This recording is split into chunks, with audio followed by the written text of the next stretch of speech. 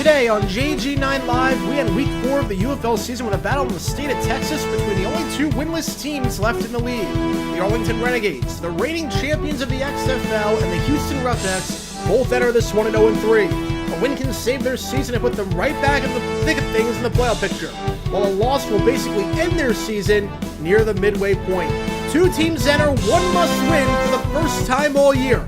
It's Luis Perez and the Renegades, Reed Sinet and the Roughnecks, right here on JG9 Live.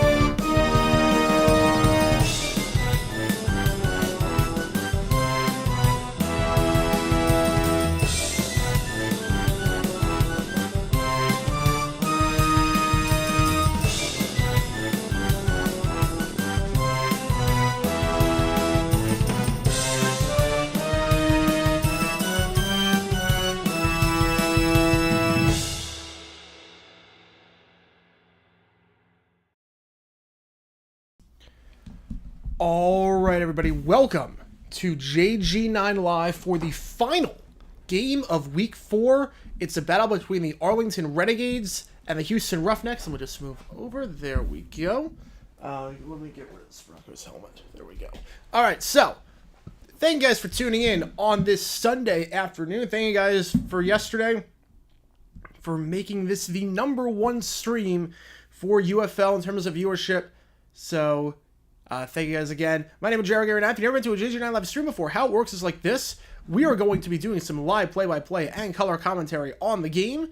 So if you guys like that, be sure to hit that like button, subscribe, hit that notification bell so you don't miss the action when we do go live. We did all 3 games yesterday. Some crazy games yesterday. The ending to DC Birmingham was absolutely nuts. And we are we're going to be here for this battle between two winless teams. Vote in that poll. Who do you think is going to win this game? Do you think it's going to be the Renegades or the Roughnecks? Someone's got to win.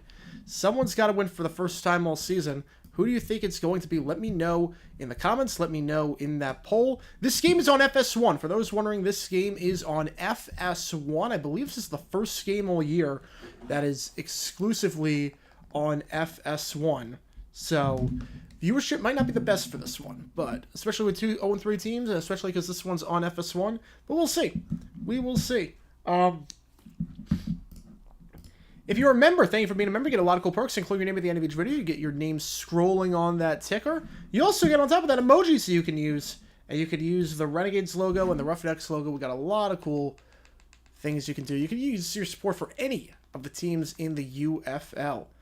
I should also note that this stream is brought to you by PrizePicks. Use my promo code JG9, Gator9. Use the promo code Gator9 at PrizePicks. 100% pass out up to $100. You can bet on the UFL, which is really nice. Michael Hoda with a 5. Thank you so much, JG9 Live. I thought this was a great ride north. There we go. There we go. Hope you well, brother. Long rest for JG fam. Grubhub, as usual. Frank be with you and with you as well, my man. Can't wait for next week. Or this week, really. This week. Holy cow. Time is flying. Time is flying. This is the Great White North. This is the Great White North. Let me adjust that color. There we go. So, things started off. Any donation, get to your question right away. Others, I'm just going in the order that I see the questions. And we go from there. Alright. And again, we have no videos that came out today on JG9, but we will have a video coming out tomorrow. That video coming out tomorrow is going to be something regarding the Eagles in the 1990s with the NFL draft. An absolutely crazy story. Set the link for this game. This game is on FS1. This game is on FS1, so if you do want to watch, I can't send anything illegal out, but if you do want to watch on FS1, you can watch it right here. If you want to watch it on FS1, you can watch it right there. Let me put some games on. Again, we got the Roughnecks, obviously, and the Renegades. Vote in that poll. Close the poll when we hit the... close the poll before the game starts. Who do you think is going to win that game? Let's see what other games we got on.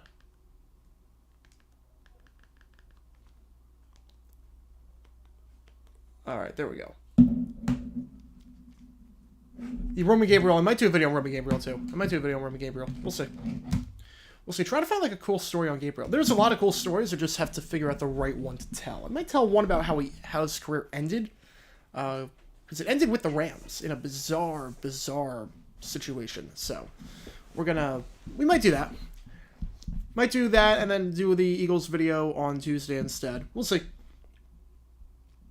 We'll see. Let's see what we got in the chat. Celtics could lose if they play too cocky against the Heat. Yeah,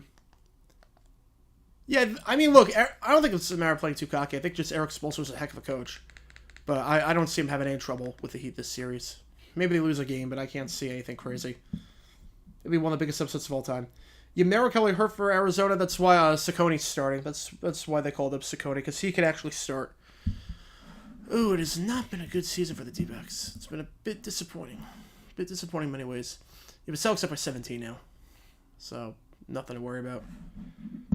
How's it going, Dexy? Katie, welcome to the stream. Golden Steel. Could the UFL become minor league someday for the NFL? I could see it. I could see it at some point. I could definitely see it at some point. Favorite MLB team, D-backs and Cardinals, but D-backs are the one. See, a Giants fan, Pirates fan. Okay, there you go. You want a parlay for the first time. There you go. There you go. Mike Conley and twice and Book. That's got to be a good payout. That's got to be a really good payout. Congratulations, man. That's awesome. That's awesome. Day's been alright so far. Day's been alright. Just woke up, and we're doing this game, and we're going to go from there. It's going to be a fun stream. It's going to be a fun stream. I can tell you that much. Hopefully a good game. Hopefully a good game. Obviously, it's not been a good season for either of these teams, but look, the USFL conference is wide open. USFL conference is completely wide open. I mean, you look at that thing. Michigan is 2-2. Houston wins. They're only a game back. Now, Arlington's a bit different. Arlington, the XFL conference is an absolute nightmare. They need to win this game, otherwise their season's over. But it's not doomsday for Houston so long as they win this game. Because they win this game, Memphis is 1-3, Michigan's 2-2. It's not the end of the world. It's not the end of the world. How's it going, Bobby? Welcome to the stream. Just get home for church? No, you're not late. You're not late. The game has not started yet. The game has not started yet. Every time a Kung Fu Panda movie came out, a city lost their sports team that year. Sonics, Thrashers, Rams, Coyotes. All right, we need to lock Jack Black in a room. That's what we need to do. We need to lock Jack Black in a room, prevent him from making any more of those movies. Is the stadium empty? I haven't seen any shots yet of the stadium, but I'm assuming it's not that full. I'm assuming it is not going to be that full. Just because Houston's not that good. Rice Stadium is not the best stadium in the world. I'm going to assume it's not the most full stadium out there. I mean, you got a bad Houston team. You got a game that is played at Rice Stadium. I'm assuming you don't have the best of crowds today. But I've been wrong before. We'll see. We'll see. I'm guessing, look, anything over 10K is going to be a good number, but I highly doubt we're going to get that. As a Jags fan, your least entertaining game of the year was that game in Pittsburgh in Week 8. Least entertaining game for me was the Buccaneers game. That was brutal. The Buccaneers game on Christmas Eve was brutal. There's just nothing good about that game. Under 20K? I mean, there's no way there's 20K there. There's no way. Yeah, the first Houston game was bad. The Baltimore game, I don't know if that was not entertaining. That was just frustrating. The first Houston game, yeah. Kansas City was frustrating. Tampa was just brutal. I wish there was darts at Rice Stadium. There was darts at a lot of stuff. Is there any need to worry about the UFL lack of attendance? Honestly, as long as the TV ratings are good, as long as the social media impressions are good, I don't think so. I honestly don't think so. Yeah, the crowd does not look the best. Oh, yeah. I mean, it's a big stadium. I would say 7K. The attendance last night in Birmingham, I think it was around 7.5. Then obviously once the storm happened, it was worse. Renegades favored by 2.5 in this one. Again, if you want to bet prize picks, 100% deposit up to $200. Use my promo code. And here we go. Yeah, this is, I'd say 7K. Ooh, I don't even know about that. Okay, to be fair, that's in the shade. They moved up to the shade. I'm gonna say 6. I'm honestly gonna say 6,000. I'm going 6. And in the poll here, 61% of you riding with the Renegades. And here we go. We're underway. Kickoff fielded at the 20 and taken out to the 30-yard line or thereabouts. So that will be where Luis Perez and this Renegades offense come into play. You cannot watch the game on the glass behind me. You cannot see anything on the glass behind me. That is not the right... That's a completely different game.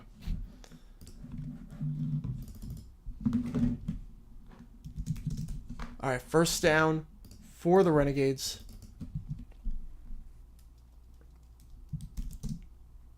Marking at the 30-yard line. Luis Perez, that's where they're going to start this drive.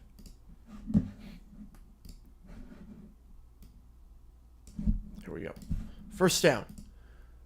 Perez fires sideline shot. Ball is caught at the 48-yard line. Gain of 18 yards on the play. Catch on the play. They're made by Sal Canelo, the tight end. It's a gain of 18. It's a good start for the Renegades. It's a first down to 48. Fact or fiction, they expand to Reno. I don't think they're going to go to Reno. Not anytime soon, at least. Top 5 teams for college football this year. Ooh. I like Bama, Georgia, Ohio State. I mean, that team is stacked. I don't know who else. I don't know who else I'm taking right now. I'm not ready what the new challenge is going to be. Not yet. I don't want to reveal anything just yet. Mark at the 47-yard line, first down. There's no scoreboard right now. And it's a loss of 3 on the run, taken down on the play by number 94, Keontae Schott. It's a loss of 3, second and 13. Was the John Tyler Plano East the craziest ending football history? It's up there. I mean, that's the craziest ending in high school football history. That comeback and then the kickoff at the very end, I mean, that was nuts. Play action. Perez over the middle of the field. Wide open. That ball's dropped by Canella. Oh, my goodness. It's a bad drop. He had daylight. He was going to get at least 20 yards on the play. Canella, it's a rare drop for him. It goes right through his hands. Canella enters this game with 10 catches, 107 yards. Second leading receiver on the team from a reception standpoint. I mean, that's a suspect of his own. He might have had 6. He might have had 6.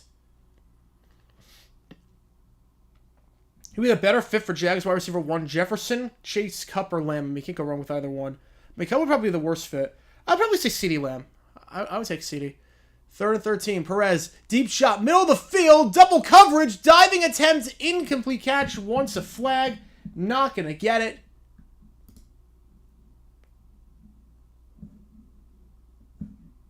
And they will be forced to punt. After a good start to the drive, they'll be forced to punt this one away.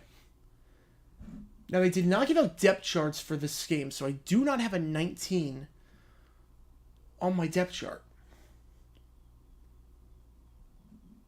There's no depth chart for this game, so unfortunately, I'm kind of screwed in that regard. I don't have a 19 on my depth chart. Not quite 3 out, but not much better. Nope. What do you think the UFL should do to ensure a successful future? I'd say definitely market in the cities. Like, the marketing has not been great in the actual cities. Punt is fielded at the 5-yard line, taken to the 20, and down it goes at the 20-yard line. Ball comes out, though. The ball came out on the play, and it's going to be, it looks like Arlington football. We saw Houston muff a punt like that in week 1 against Memphis, and their special teams woes continue as Arlington will have the ball at the 20-yard line. So a huge error there for the Roughnecks. The last time they fielded a punt at home, they muffed it, and this one's a muff. Oh my goodness. Isaiah Henney on the muff, and it's recovered by the Roughnecks. Or excuse me, recovered by the Renegades, I should say. I don't know why I said the Roughnecks.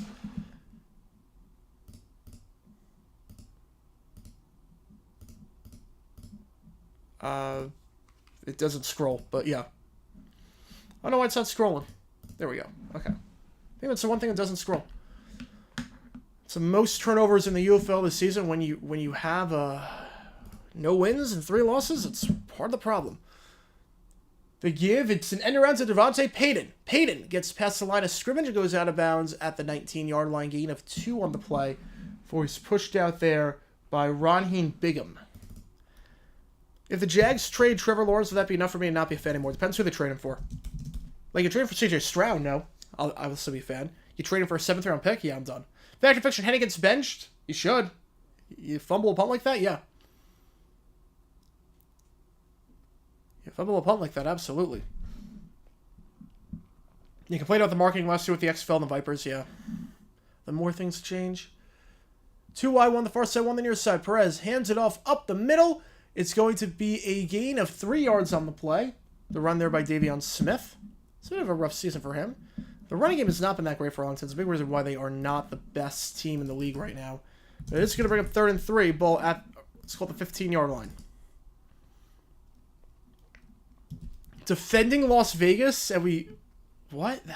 That was their plan? Defending Las Vegas? But they're not the defenders. You think they're called the defenders at that point?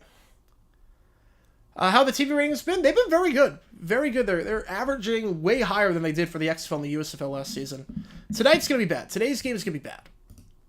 3rd and 3, and the flat ball is caught, but no gain on the play. Maybe a gain of 1. Nice open field tackle there. It's Seth Green on the grab. It's a nice open field tackle on play by Markel Roby. It's going to bring a 4th and 3, so maybe no harm done for the Roughnecks, despite the fumble, as they might just kick the field goal here. Taylor Russolino is hurt. So Jonathan Garibay, number 37, the kicker. This one is first kick of the season. This one's going to be from 33 yards out. To get Arlington on the board, it is right down the middle. Right down the middle, get that light show going. 3-0, so opening drive touchdown for the Renegades. Not the way they drew it up necessarily, but it is an opening drive touchdown for the Renegades nonetheless. 3-0, your score. And now Reed Sinan, the offense for Houston, will come up with a score 3-0.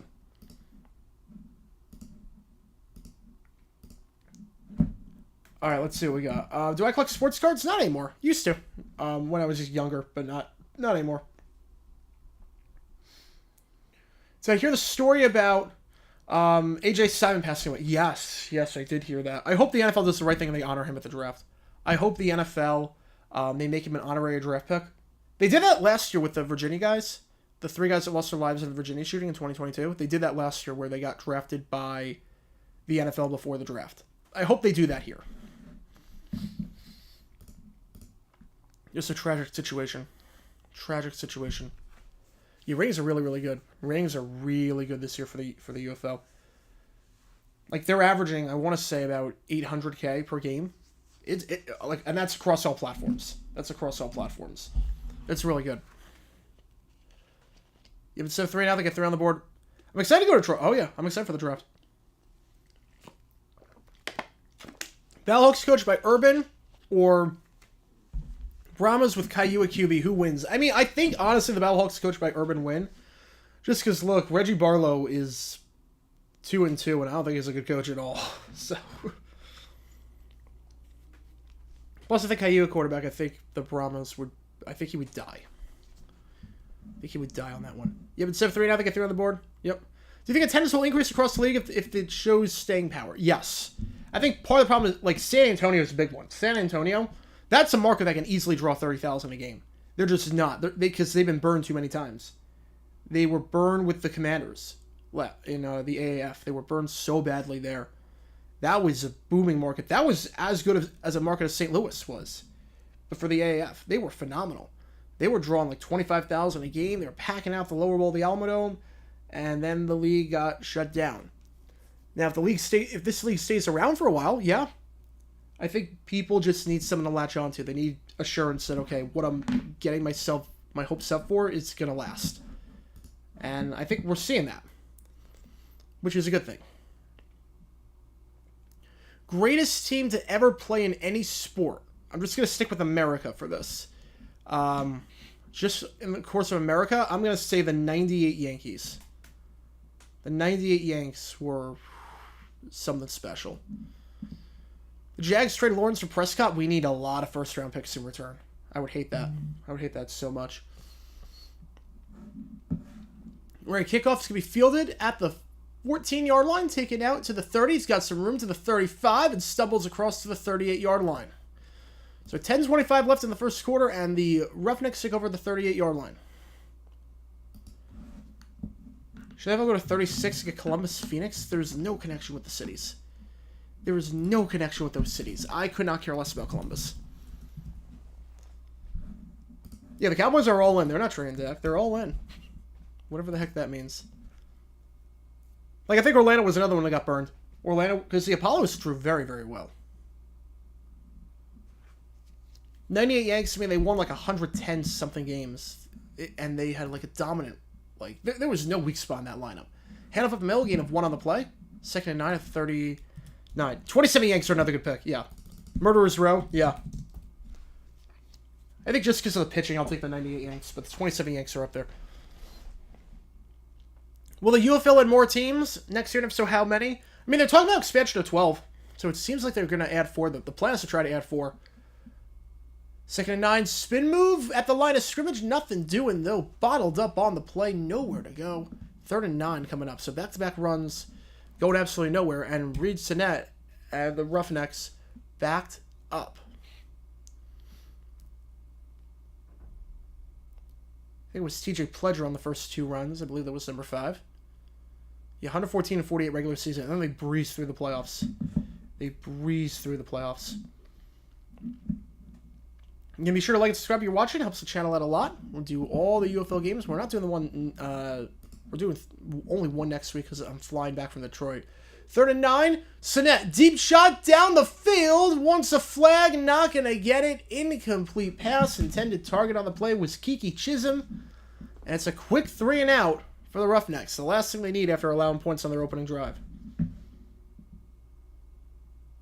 The previous World Series champs before the 98 season were actually the best MLB team ever with the Marlins. It's probably the worst team after the fact. I mean, because they just blew it up for whatever reason. 77 Habs, yeah, that's good. Yeah, I was just sticking with America. But the All Blacks, yeah, the All Blacks were a dynasty back then. 4th and 9, the punt fielded at the 8-yard line. Take it to the 15, tries to bounce outside to the 20, and stumbles forward to the 22-yard line. Again, I do not have Mangio. Okay, so 19 is Mangio. Again, they didn't give out depth charts for this one. Okay, so Juwan Mangio, or Manigo, I should say, Manigo. Okay, he's listed as 89. Again, so I'm looking at, like, they usually have depth charts for these games. There's no depth chart for this game. There is no depth chart for this game. So, okay, so 89 is 19. All right. Make a note of that. There's no depth chart for this one. Yeah, 98 Yanks were so good they made me sick, yeah. The Hawks and Minnesota Pee Wee Hockey. Has the league ever canceled a game due to inclement weather? They haven't canceled. They postponed, but they haven't canceled. Now, back in the 20s they did. Back in the 20s they did. I did a video on that. The game that got canceled due to inclement weather, and they let me see if I can link the video. Let me see if I can link it. Yeah, it was a game in 1924. It got canceled. I'll link it here. 96 Bulls, yeah, I mean, that's the... I feel like that's too obvious of an answer. For basketball, that's the winner. For basketball, for pro basketball, that's the winner. I will say for college, what I would pick is UConn women's basketball in the 2010s. It wasn't if they're going to win, it was how much they're going to win by. If you kept it within 20, it was a success. I don't have a favorite Looney Tune, no. I didn't really watch Looney Tunes growing up. Because Looney Tunes was like Cartoon Network, and I was really Disney Channel and Nickelodeon. So we got 8:25 left in the first quarter. Both offenses struggling. Yes, Arlington has 3 points, but that came on a muff punt. Cowboys Texans, that was preseason though. That was preseason. Yeah, if you're talking preseason games, they've been canceled before.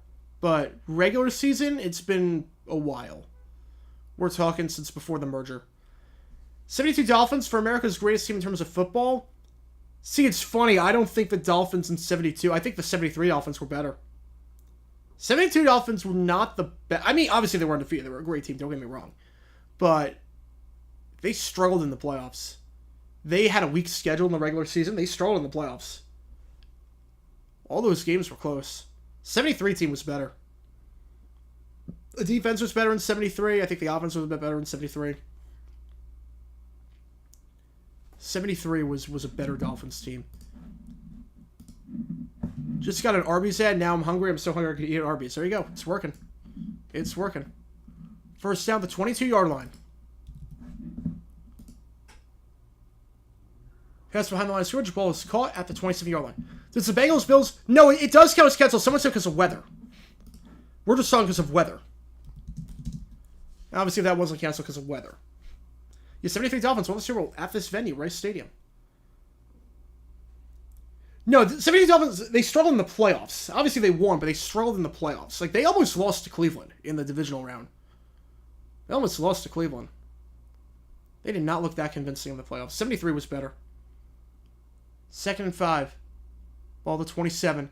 The give up the middle. No gain on the play. Now it goes to Letty Brown. So 3rd and 5.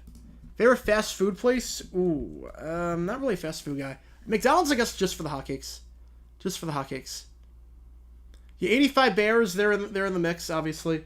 89 Niners, 84 Niners, they have to be in there. If we're talking post-merger era for football teams, they have to be up there. I know they lost. 07 Pats have to be in there. 07 Pats have to be in the mix. 96 Packers, 91 Washington is also a really good pick.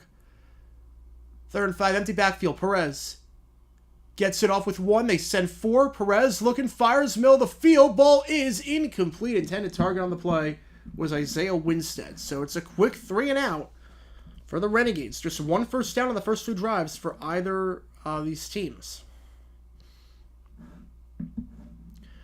That's a good question. The stats on the bar, how many of them count? I don't think they do. I don't think they do. Opinions on the NHL and Utah? I think it's going to work. I think Utah is going to be a very good market for the NHL. Obviously, I think it's the best case scenario that the Yotes are leaving, and hopefully they get the land deal, and hopefully they get a team back. They could start anew. The punt, it's a short one. It's going to be muffed! It's muffed again, but it goes out of bounds. Oh my goodness. But flag on the play. There might be kick catch interference. Hang on a second. There might be kick catch interference. There might be kick catch interference here. I think that's what they're going to call. What song originally sang by Prince came in #1 song from a cover in 1990? Oh, that's easy. Nothing Compares to You. That one's easy. By Sinead O'Connor. That's Nothing Compares to You. That one's easy. So Houston ball, I think they're going to say kick catch interference. No foul. No foul to play for kick catch interference, so just going to be first down for Houston at 35. So 2 muff punts on 2 tries for Houston. They're going to say, yeah, he was blocked into him. He was blocked into him. So they bench Isaiah Henney. They bring Justin Hall in to field the punts, and he muffs that one. Fortunately, the sideline's there. Now, Prince sang it. Prince sang it. There's a cover of him doing it.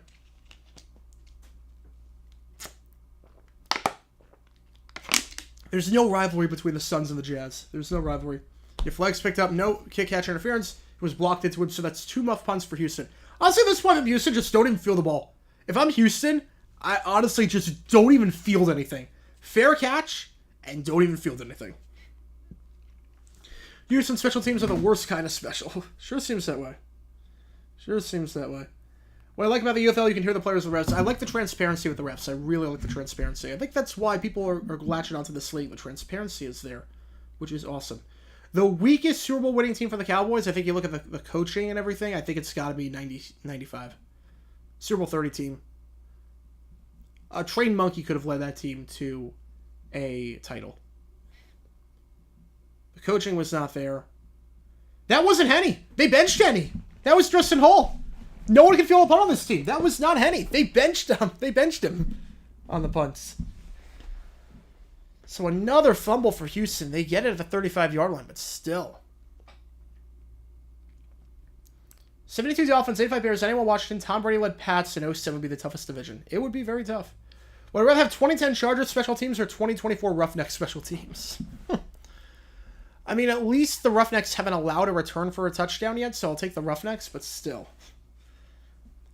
The officiating will only get worse with a hip drop tackle ban. Oh, I completely agree. I completely agree. The problem with the hip drop tackle is that it's already tough enough to officiate as it is. We can't do roughing the passer. We can't officiate what a catch is. And now we have to officiate what a tackle is in real time? Like, come on, what are we doing here? I'm fine with banning the hip drop tackle through fines, retroactive fines, but through, like, on-the-field flags, especially because I can't tell what a hip drop tackle is. Most fans can't tell what a hip drop tackle is. Why is Barry Switzer given as much credit for winning the Super Bowl with the 95 Cowboys? Because anyone could have won the Super Bowl with that team. And he was not a good coach. He was not a good coach that year. I mean, that people, when they think of the 95 Cowboys, they think that Eagles game where he had that horrible play call on 4th and 2. They think the Eagles game and like, how did this guy win a Super Bowl that year? He was a bad coach. Revival of Arena Football League next week. Am I going to watch? I am. Yeah, I'm going to watch. I am going to watch. I know there's something crazy happening in Louisiana. I think the Voodoo got kicked out of their arena like a week before the season started. That's what I heard. First down, Reed Sinnett looking. Again, he's a QB. Guarantano is hurt. Sinnett getting sacked on the play. It's a loss of 4. Brought down on the play by Jalen Redmond, number 90. Brings up 2nd and 14 at the 31-yard line. Yeah, that was Stevie Johnson's team, yeah. Fun fact, both the Saints and Dolphins return kickoffs for touchdowns to the very first plays of expansion teams. Yep, and it was all downhill from there. All downhill from there. For the Dolphins in the George Wilson era, it was all downhill. Yeah, they moved to a different arena. Yep, that's what I heard. I think that, where are they moving to Lafayette? I think they're moving to Lafayette. Yeah, it's going to be a low-scoring game, I think. 2nd 13 pass behind the line of scrimmage. It's caught. Got some room to the 37-yard line, so they get some of that yardage back after the sack. Catch on the play there, that time made by number 8, Mark Thompson, the running back, who did not play the first 3 weeks due to injury. He is back in there.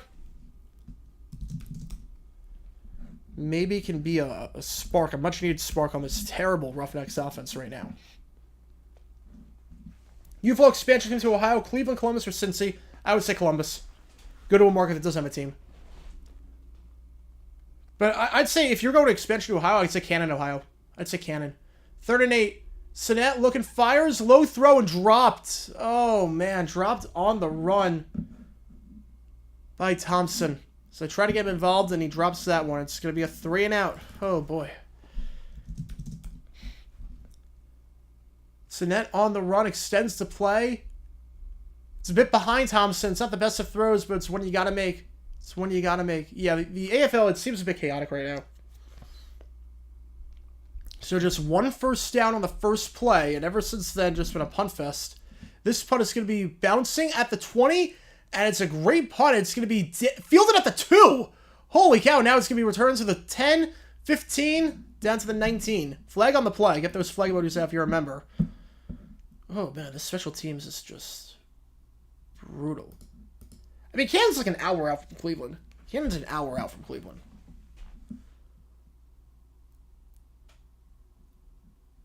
With the current 2010 Steelers and their current ages, so everyone's like 40, win the UFL championship this year? No. No.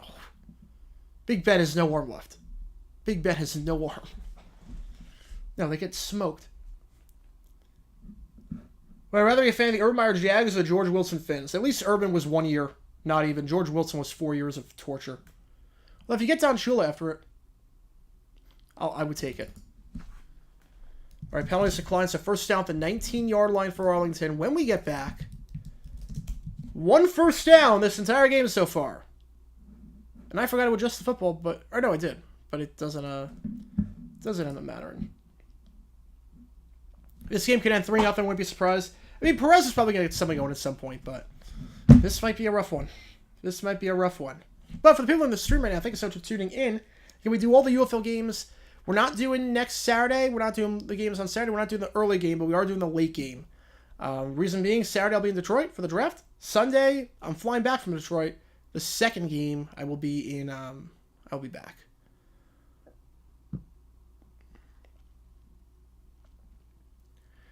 So we're going to be doing 1 game next week, and then I think we're going to do all the games in week 6. So this is the place to be. Again, we have this whole setup. Be sure to like and subscribe. Helps the channel out a lot. Hit that notification bell so you don't miss when they actually go live. What would be the last Super Bowl champion that the current players could win the UFL? I mean, definitely the Seahawks. The Seahawks could. I feel like Seattle's your best bet. Maybe the Ravens, but that defense would be kind of old right now. I'd probably say Seattle. Where was I 8 years ago when I heard the news about Prince's death? Oh, I was in my I remember vividly. I was in a class. I was in my freshman. I was in a freshman class. I was in a class, media communications. I forgot the name of the class. I think it was like electronic media communications or something like that. And someone said Prince died, and I like couldn't believe it. And I looked it up, like, holy cow, he died. And I just watched music videos the rest of the day. MTV was playing nothing but Prince music videos, and just watched those the entire day. That shook me. That one shook me. That was crazy. What stuff do they have at the draft? Because I tried to watch it on board by pick 3. It's a lot different experience in person. They have a live band playing music. They have, it's a whole different experience. It's basically, there's a concert happening, and then the draft, like, just interrupts every now and then. It's really good.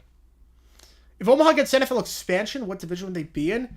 Well, it would be the AFC West. They'd be AFC West. Anime convention, nice. Isaiah Campbell for the Lions like our Messiah. Yep, I've heard that. I've heard that a few times. Yeah, losing Prince like losing our dad. Yeah, it shook me because I love Prince. He was on my bucket list as far as I want to see. Handoff up the middle. It's a nice game there by Davion Smith down to the 23-yard line. Let's go to a gain of 4. And it stinks because, like, I think he would have gone the halftime show, Super Bowl 52 in Minnesota. I think he would have gone in it, and that would have been incredible to see him playing in Minnesota. That would have been awesome. Am I now let's see where I get my newspaper clippings from? I didn't see that question. I don't know what you mean. I mean, I get it from newspapers.com. I have a newspapers.com subscription. I mean, I always cite where I got it from, but newspapers.com is where I get the info. Luis Perez screen pass. It's caught. First down on the play. Davion Smith to the 30 and out of bounds to the 33-yard line. You know, I'm not ignoring that question. I haven't seen it. I haven't seen that question. But, yeah, newspapers.com is where I have a subscription to newspapers.com, and then obviously I cite where I get the thing from. But newspapers.com is a game changer for me. If I could watch one sports league for the rest of my life, what would it be? Oh, easily NFL. Easily. How many dumb decision videos do you think I'll make involving Mike McCarthy? 6. If the Rams won Super Bowl 27, would Mike Martz be the third worst or the Rams won Super Bowl 36. Would Mike Martz be the third worst coach to win Super Bowl behind McCaffrey and Switzer? Probably. It's a jet sweep pass play to the 41-yard line, gain of 8 yards on the play. Let me think. Who would be up there? Yeah, I would probably say he'd be up there.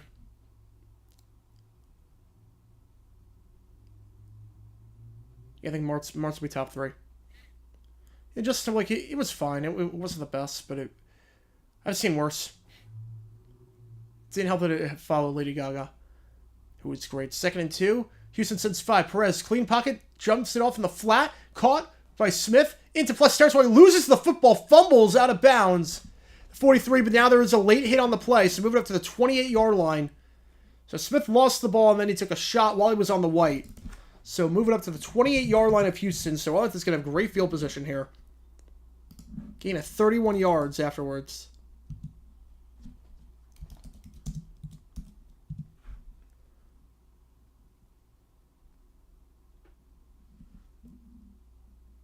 After the play, personal foul, late hit. He was on the white. He didn't even have the ball. They're going to get him for that every time. Markel Roby getting called for the personal foul. Yeah, McCarthy would be up there for sure for one of the worst to win it all. Yeah, my sympathy for listening to a less than subpar Vince Steele last year. You know, it's funny. Molly Crew was not bad. You know, it's funny. Vince Steele actually sounded good. I don't know how. Because, I know people say he's terrible now. I don't know what happened. He was on something where he sounded great. He legitimately sounded incredible. I was shocked. Because it was really he didn't sound good in rehearsals because I could hear the rehearsals happening outside, early in the morning. Perez fires and that's intercepted. Receiver falls down. It's picked off at the 20-yard line to the 25 to the 30. Return still going to the 35 to the 40. 45. He's got a combo to the 50. 45 pushed out of bounds to the 42-yard line. A turnover for the Roughnecks. Luis Perez had the longest active streak in the UFL without throwing an interception. Receiver fell down, was underthrown, and it's picked off on the play by Keandre Thomas. So Houston ball at Arlington's 42-yard line.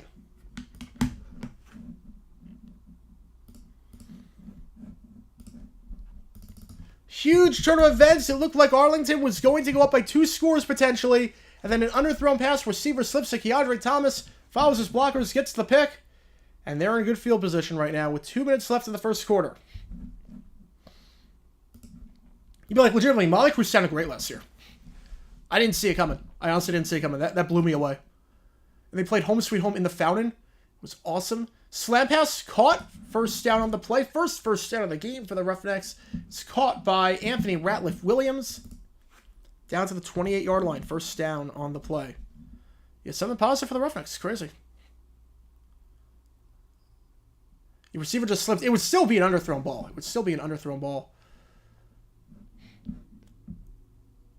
Well, I could say CBS's 5-note slogan would be the answer to NBC's 3-note chime. Yeah, but it's not as catchy. It doesn't work as well. NBC's 3-note chime is great, but it's also just the notes to I Melt With You by Modern English. Just those. They said 4. Sinek going to take off and run. He's going to dive. Gain of 3 yards on the play. 2nd and 7 coming up. Again, Reed Sinek, the former San Diego quarterback. Played with the Miami Dolphins for a bit. Very good in college. He's the starter now that Jarek Guarantano is hurt. We don't know how long he's going to be out. 2nd 7. You got 3 wide, 1 on the far side, 2 on the near side of the field. Ball at the 25-yard line. So net play action. Slam pass. Ball is dropped on the play. Intended target there was Kiki Chisholm. He's been targeted twice. Hasn't done anything yet. Coverage there coming from Delonte Hood. Brings up 3rd and 7. Will we ever see XFL, NFL All-Star game like they were college teams? No way. No way. The NFL's nothing to gain with that. Too much of an injury risk. Maybe they advanced lip sync. It didn't sound like lip syncing. I can usually tell when someone's lip syncing. It didn't sound like lip syncing. It sounded legitimately good. I don't know how. Maybe I just got him on a really good night. Because he didn't sound like he was dying. He actually sounded great. Also, there was only like a 20-minute set or 30-minute set, so...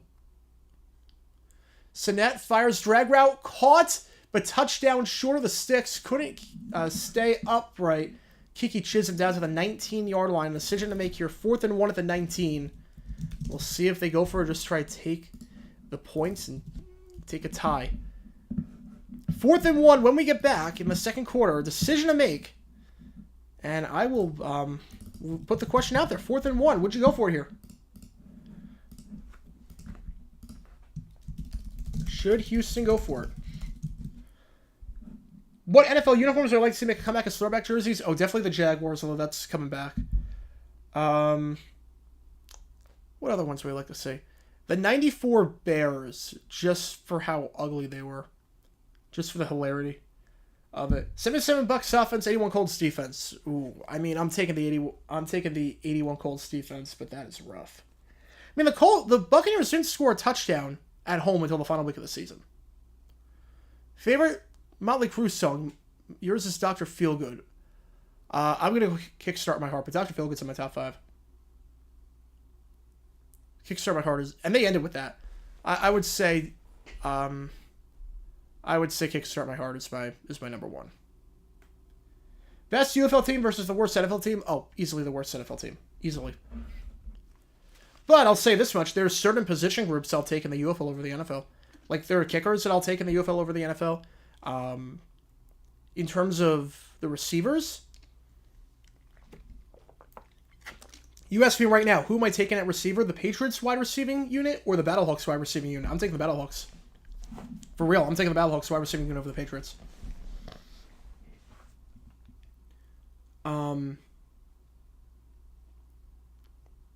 With Aitman and Pearson and Butler, and Shepard, that's great. Worst NASCAR crash? I mean, I have to go with Earnhardt, just because he died from that. I have to go with Earnhardt.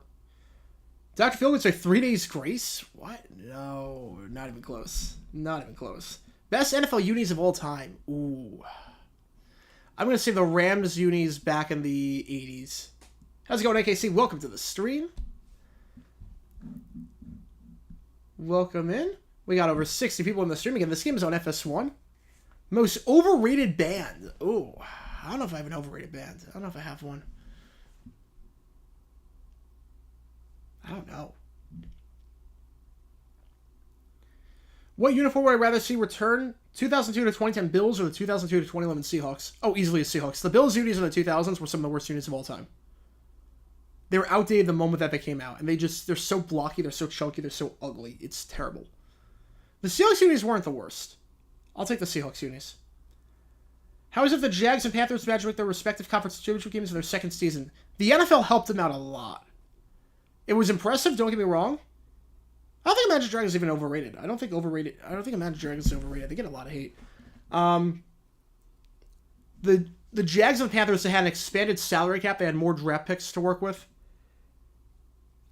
Because the NFL realized, okay, we don't want a Bucs situation. Because last time we had expansion in 76, the Bucs were terrible right off the bat. The Seahawks were not that good right off the bat. We don't want that. So we're going to help out the expansion teams. So maybe they helped them a bit too much. Because then they course-corrected with the Browns and the Texans. Want to go to a Nickelback concert? Oh, yeah. No, Nickelback's got some really good songs. Jack Kroger sounds great live. I would absolutely do it. Most underrated band. I like One Too Many. Band from the 80s. I think One Too Many is very underrated. Good Boy Daisy also, if you're talking modern day. They are going for it. 91% you think they should go for it, and they are going to go for it. Trying to bounce to the outside. He's going to get the first down, and then some to the 15, to the 10, and Thompson out of bounds to the 5-yard line. So they go for it, and Mark Thompson, again, the great player in the USFL last season, finally back after getting injured. Gain of 14 on the play. It should be first and goal at the 5-yard line. So the decision pays off. Am I going to watch the draft? I'm going to be at the draft. Yeah. I'm going to be at the draft. So. First down actually marked at the 7. Gain of 12 on that run. First down. They give up the middle. It goes to Thompson. No gain. Maybe even a loss of 1 on the play. That is Stephen Jones Jr. on the stop. Brings up second and goal. Remember the Snickers commercial where 2 Browns fans are waiting for a game? I don't remember that one. Listen to Good Charlotte? Yeah, when they come on the radio on like Pop 2K. I do like Dance Floor Anthem. I do like the anthem. I like some of their songs. Second and goal. Ball at the 7. Empty backfield, 5 wide. Sinet looking. Tipped at the line of scrimmage. Incomplete pass. Looking on the play for number 1, Anthony Ratliff Williams. It's going to bring up 3rd and goal. Yeah, donation gets your question right away. Others will just go in the order they see them. I think we are doing... Next week, we're just doing the later game. And that's assuming I get in to Phoenix in time on my flight back from Detroit.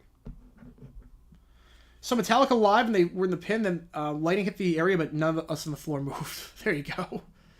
There you go. 3rd down, 5 wide. So that takes a snap, fires, tipped again. That's back-to-back passes that were tipped at the line. And now they went for it last time, but I figure from 7 yards out, you're just going to kick the field goal here, try and tie this ball game up. So J.J. Molson going to line up for a field goal. Was 2 for 2 last week, hit from 25 and 35.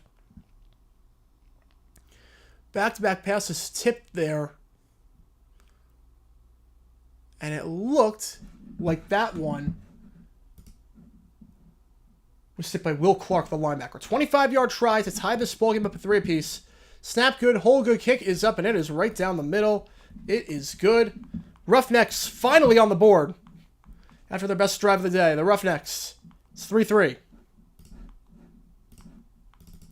In front of the home crowd at Rice Stadium. Someone's got to win this game. 2-0-3 teams battle. Someone's got to win. Right now, we're all tied up. ERA is 2.45. There you go. That's awesome.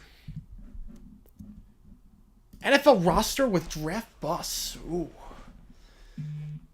Well, I mean, if I'm building a roster with draft busts, I'm building it with guys that could have been good but were just hurt. So like Kajana Carter at running back, I'm taking Justin Blackmon at wide receiver.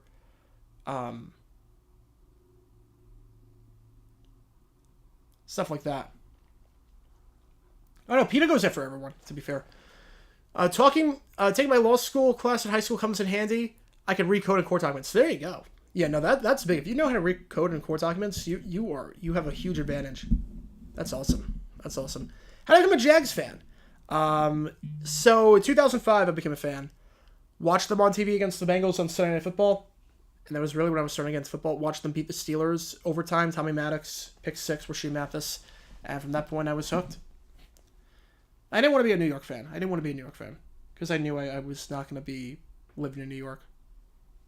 From a very young age, I knew I wanted to get out of New York. So I didn't want to be a Jets or Giants fan. Because John Carr was such a big what if. Yeah, I would build, if I'm building a team of draft busts, it's got to be injury guys. Greg Cook wasn't a bust. Greg Cook was just a what if. I don't think it was a bust. Because everyone unanimously agrees Greg Cook, when he was healthy, he was one of the best quarterbacks out there. Is there a phone going off? I think it's just you. Right? I think it's just you. So I don't have a ringer on.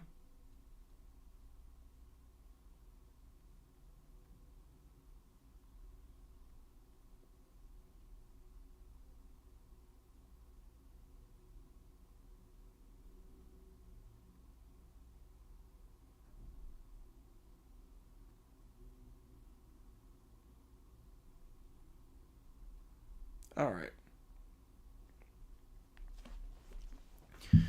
Most painful moment as a Jags fan. Week 18. Week 18 this year. That was bad. Jaguars didn't play the Bears in 2005. We played the NFC North in 2004.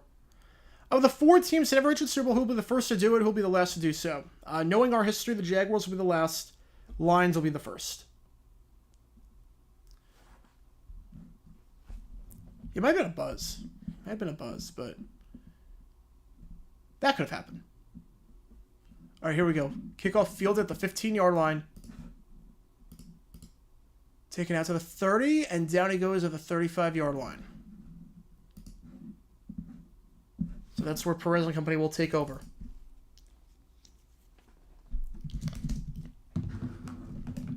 Week 18 was worse than the Gilmore AFC Championship. Oh, that was bad. Don't get me wrong, but that was just happy to be there. I think Week 18 was worse. I think Week 18 might have been worse. Just because of how, it was just symbolic of the whole season. 2017, we could still hang our hats on how great 2017 was. First down, 3 wide, 1 on the near side, 2 on the far side. Perez, play action, fires out route. Oh, man, that's almost intercepted. He jumped that route. Keandre Thomas had the interception on the last drive. Almost had that one. It looked like. That was pick 6 all the way. It's actually such a bad throw. They couldn't get hands on it. The Ravens game last year broke me. A lot of games broke me last year. Second down, play action. Perez, slant route. Again, that's now 3 straight incompletions for him. Intended target on that was Deontay Burnett, his first target of the day. Burnett this season, 8 catches, 67 yards. Trying to get him involved. Nothing doing there. Any we're programming this week on NFL Network? No, it's basically just draft coverage, which is fine.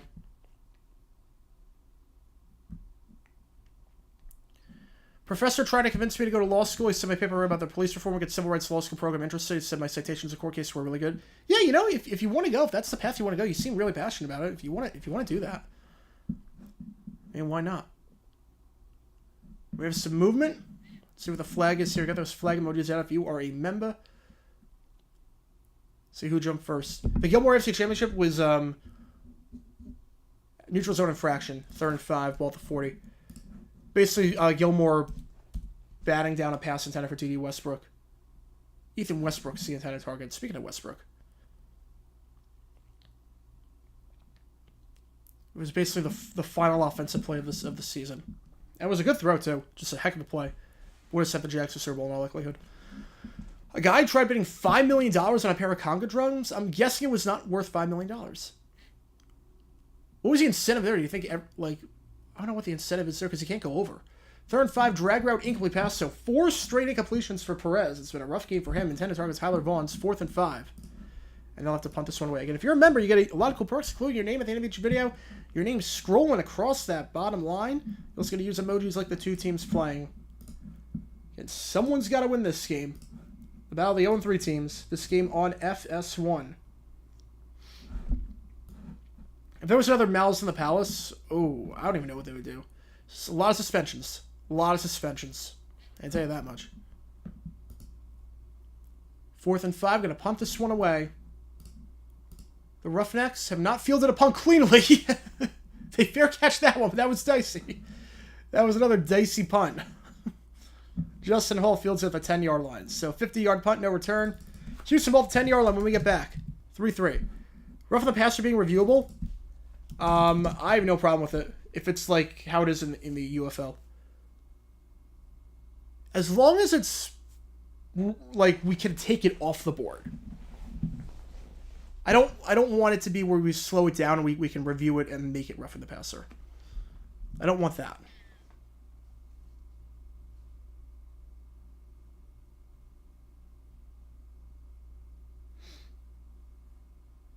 I don't want it to be like that.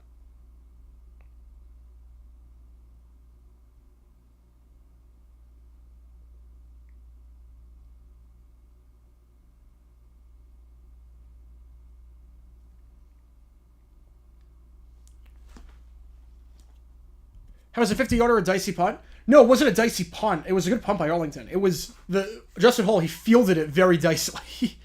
He did not field it cleanly. He did not field it cleanly.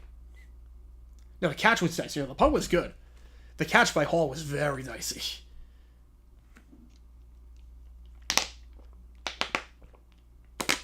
Birmingham Stallions keep me proud. So glad we finally have a team. Yeah, they look good. I don't say looked good yesterday, but good teams find a way to win ugly games, and they did. Now, I think if you're Birmingham, Adrian Martinez has to be the starter going forward. Matt Corral's not the guy. Martinez is better, which I can't believe I'm saying that Martinez gives you a better chance to win. The charade needs to stop. But then again, you do have wiggle room. If you're Birmingham, you do have 2-game cushion atop the conference. So, we'll see. I think right now, though, I'm taking St. Louis over Birmingham if Corral is starting. Birmingham over St. Louis if Martinez is starting. There was Magma in an NBA game. I mean, everyone will be dead. So, should the NFL adopt the targeting rule like they do in college? I wouldn't hate it. I wouldn't hate it. Now, it's got to be like clear and obvious targeting. I think like not just like where if you target you get ejected. I mean, they kind of have that in the NFL as it is. Magic is just one game. It's one game. It's a long series. Yeah, I think UFL's going to survive. I mean, the TV networks seem to be really happy with the league. I don't think it's losing money. I think we'll be okay. Yeah, they need Frank as a return man. They need anyone as a return man. The return man's not on the roster right now. It's bad. I had Arlington winning this game. NFL Sky Judge, yes, 100%. A video in July about the NFL and NBC 1988 replacements during the Olympics. That would be a great video. With the announcers getting replaced. Yeah, but there's not really a whole lot to talk about because, like, everyone did a pretty good job. The catch they made behind the line of scrimmage, it's a loss of 4 by Kiki Chisholm. 2nd and 14 at the 7. It's Donald Payne, former Jaguar, on the stop. Like, there weren't really, like, at least from what I could tell, there weren't really any crazy stories for the, weren't really any crazy stories with the announcers in 88. Like, they just had replacements, but they were all pretty good. Magic, I think they lose in 6. I think the Cavs win in 6. They're going to say 2nd and 11. Wow, I thought it was 2nd and 14. They're going to say 2nd and 11. Handoff up the middle. It goes to TJ Pledger. Christmas tree lighting video soon? Yeah, I mean, I said my timeline is 4 years. I was, like, waiting 4 years, so we're getting there. Thanksgiving 2024. You can probably expect it.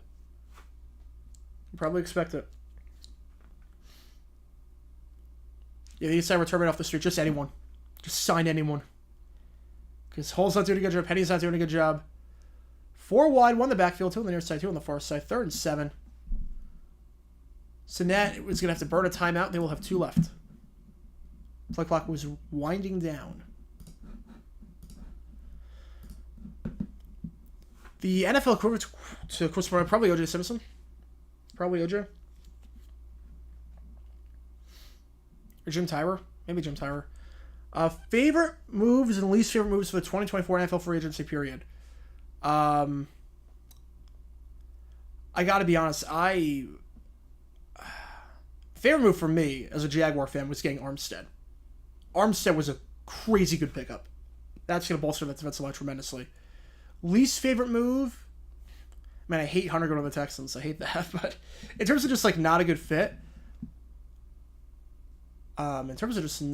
whatsoever, the Sam Darnold move to the Vikings, because you lost a 3rd round compensatory pick to get him, which is crazy. To get Sam Darnold, you overpay on Sam Darnold, you lose a 3rd round compensatory pick in the process. It's nuts. Can the Sixers win 7? I have the Knicks winning. I mean, the Sixers could win. I mean, if Embiid goes off, he could. 3rd and 7 slant route caught, but well short of the sticks. Gain a 5 on the play, but that is it. Cyril Grayson on the grab. His 6th catch of the season, first of the game. That's going to bring up 4th and 2, and they're going to have to pump this one away. Darren Hernandez is another good pick for that. If the Suns don't play better next game, we got Timberwolves in 5. Yeah, they got to play a lot better. Yesterday was rough. The Suns are a weird team. You can't figure them out. You can't figure the Suns out. They should be better than they are, but they're not. You got to get this punt off. The punt by Hunter Nieswander. It's going to be fielded cleanly at the 34-yard line. Taken to the 40. Got some room in front. To the 45-50. He's got some room to the 45-yard line. Going to start this drive in plus territory. So just a 28-yard punt in terms of net. Arlington's got some good field position at the 45-yard line. When we get back with 8:10 left, 3-3 ball game. Does a wide receiver make a QB look good, or does a QB make a wide receiver look good? It depends. It's not a catch-all. It depends. Now, I think Mike Evans made Johnny Manziel look really good, and I think Justin Blackmon made Brandon Weeden look very good. The Suns are the Chargers of basketball. No, they're more like the Vikings. I think the Suns are more like the Vikings. Consistently good, high winning percentage lifetime, and just can't get over the hump. A two-way player in football? Oh, yeah. Back in the day, they played two ways. Back in the day, Don Hudson led the league in receiving yards and in interceptions. Sammy Ball played two ways.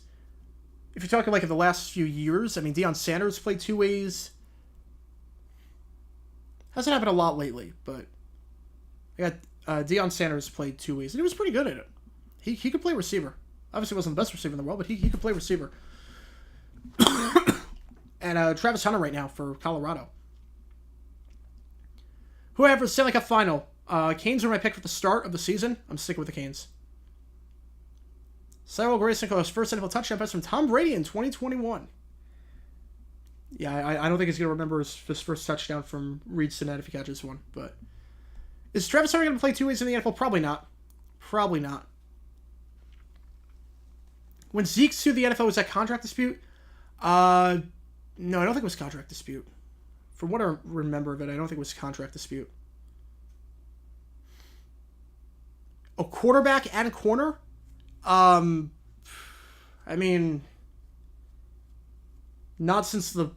in the post-merger era. Who's the greatest Cowboy of all time? Well, that is tough. I'm tempted to say Bob Lilly. But I'm gonna go Emmett. But I'm tempted to say Bob Lilly.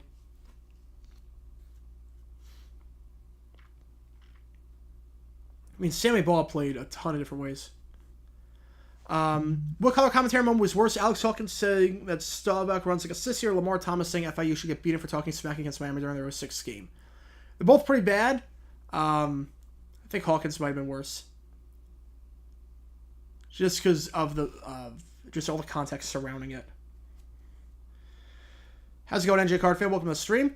I think the Pats draft Mayor Daniels at 3, and then next season get Brown from the Eagles. I don't think they get Brown from the Eagles now. I think Brown's going to stay in Philly for a bit.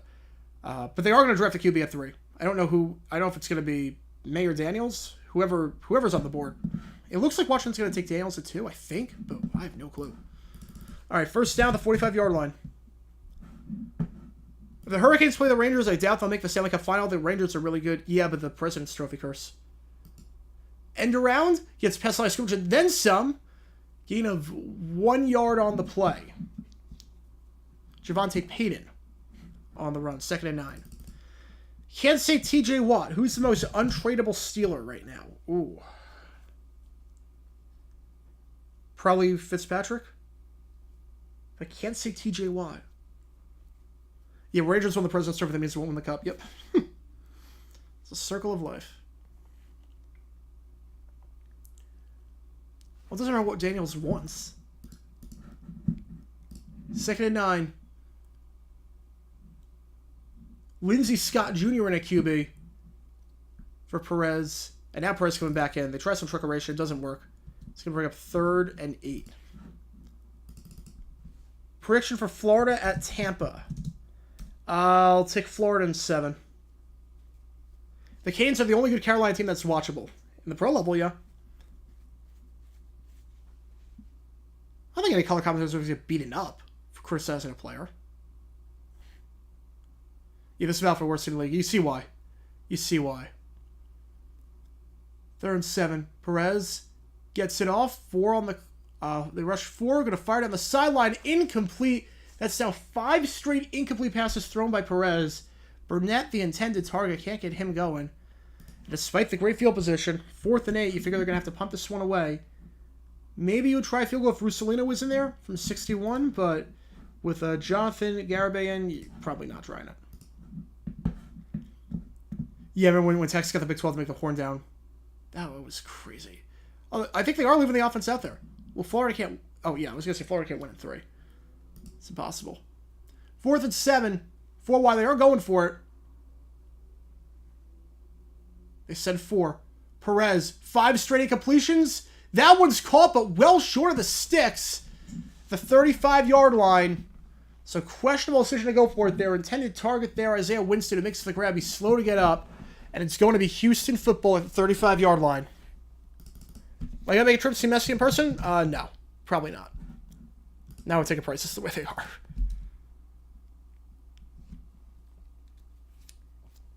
So Winston makes the grab, but a nice tackle there by Keandre Thomas to prevent the first down.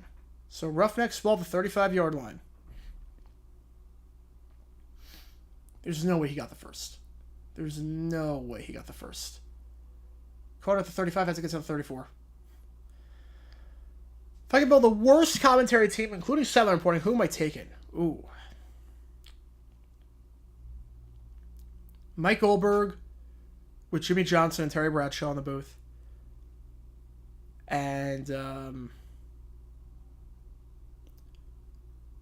we're going to have sideline reporting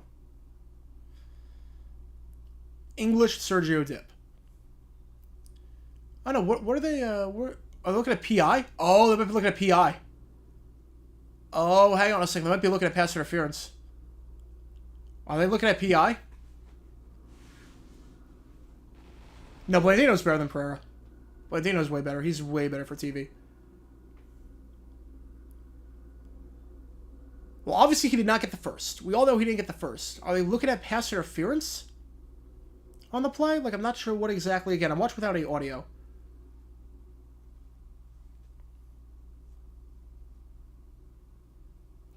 Now I'm saying Arlington is one. Are they super challenging? I think they're super challenging. I think that's what it is. I think Arlington's super challenging for PI.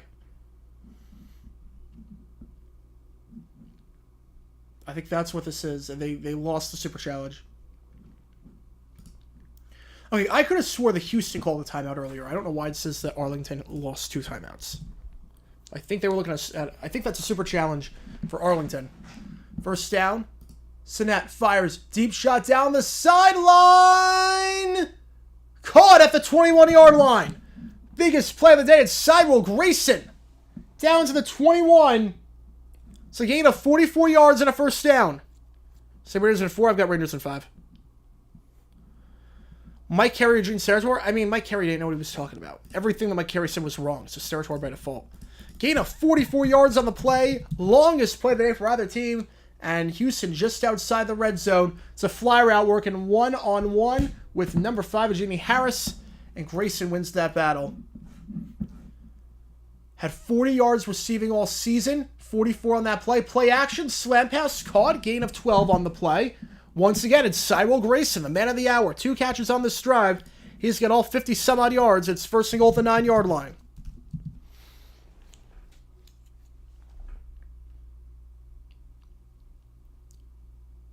It seems like this play-action slam pass is the one thing they've got going for them. It seems to work. Grayson, 62 yards receiving. Sinet, 84 yards passing. So 75% of the yards that Sinet's thrown for, caught by Grayson. First and goal at the 9. Sinet, play-action slam pass. Can't get it off in time, and he gets sacked, taken down the 15-yard line. It's a loss of 6 on the play.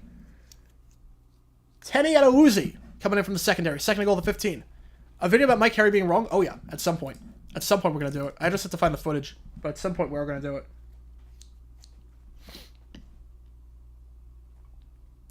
Coming in from the secondary. Couldn't get the pass off in time. Would have been tipped at the line in all likelihood. Great play coming to the middle. Jalen Redmond to prevent any line of sight for Sinet. And then Adewuzi finishes with the sack. 2 on the play clock. Got to get this off. 1-0, and they call a timeout. Can't get it off in time. They'll have to burn a timeout. I thought they had 1 left. But I guess... So I thought they called one earlier. But it was 3rd and 8. Is that a Gref glare on Fox Sport? Either way, it says that Houston is 2 and Arlington is 1. I thought for... Yeah, I think Addison 6, yeah.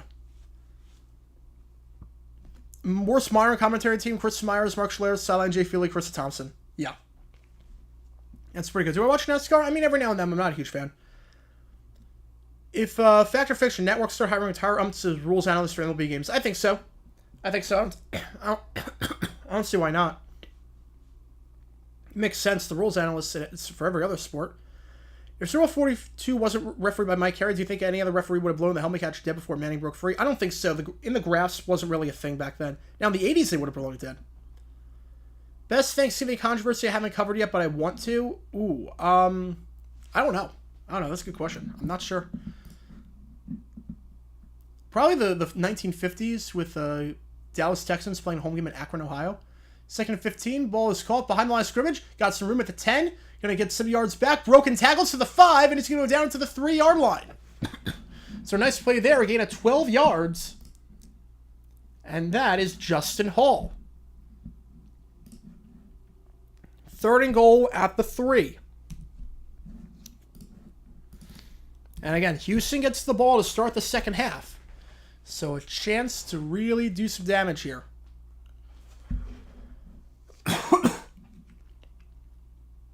Will the Chiefs three-peat or not? I mean, I would say it's more likely than not. Not betting against KC at this point. 3rd and goal.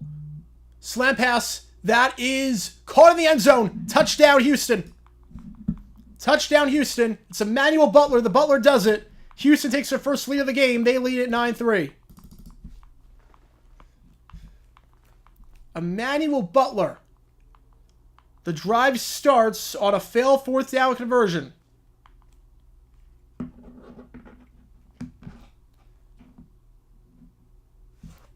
Cyril Grayson, 2 big catches. And Butler finishes it off. White Sox have a game to say lose. I'm going to say 108. It's bad. Why don't I like Christmas games but don't mind Thanksgiving games? Because Thanksgiving's always been for football. Thanksgiving's always been for football. Plus, like, I've always associated Thanksgiving with football. Christmas I've never associated with football. Christmas is like a joyous time, and I don't want it ruined by my team losing. They're going for 2 from the 5-yard line. Sinet looking. Pressured, escapes the pocket as they send 4, fires back corner of the end zone. He's wide open, and that is caught. The 2-point try is good.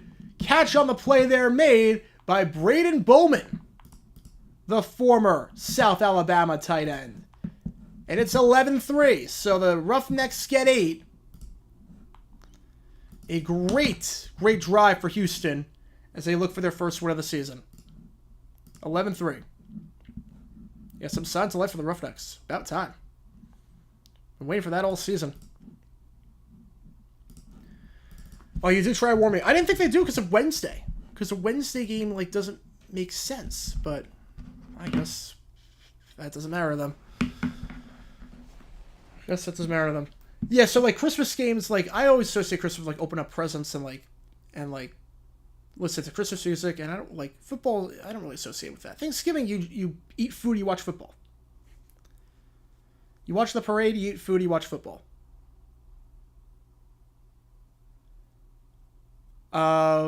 When's my birthday? August 1st. Plans for the birthday? Bears-Texans Hall of Fame game. I'll be live streaming that one.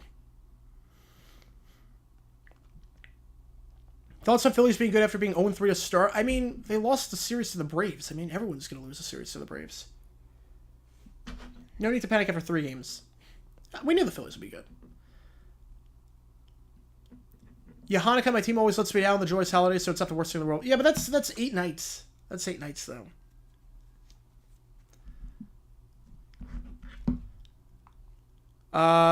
When they gave Justin Forsett that touchdown when he was clearly down in that 2012 game. Yeah, well, they would have reversed it, but Jim Schwartz threw the challenge flag. And you weren't allowed to do it at the time. Because it was a scoring play. It was automatically reviewed. I mean, that's a bit well-known of a controversy. I'm not sure I could do that. Yep, there it is. That's the birthday, yep. What do I get? DC Defenders or Houston Roughnecks mini helmet with this year's designs? If I knew the answer to that, I have it in my apartment. I have it in the studio. I don't know the answer to that. I wish I did. Because those are nice helmets. Is it possible for the Hall of Fame game to fall on July 31st? Theoretically, yeah. I mean, we've seen games in July before. We saw regular season games in August back in 1997. You know, the NFL's going to schedule Christmas from now on. There's no going back. If they did it on a Wednesday, they're going to do it every week. Every single year, there's going to be a game on Christmas now. There's no going back. There will be Christmas football for the end of time. Birthday's June 6th. All right, it's coming up soon. Because if they did it on a Wednesday, they'll do it any day of the week. I just don't want the Jags to play on it. That's all. As long as the Jags don't play on it. Thoughts on Creed's 2001 Thanksgiving performance? I think it was pretty good, but definitely not GOAT-worthy, as some people claim. I mean, people claim it's GOAT-worthy because the man was flying naked, which is incredible. Who won the World Series the year I was born? The team that has not won anything in the last 20 years.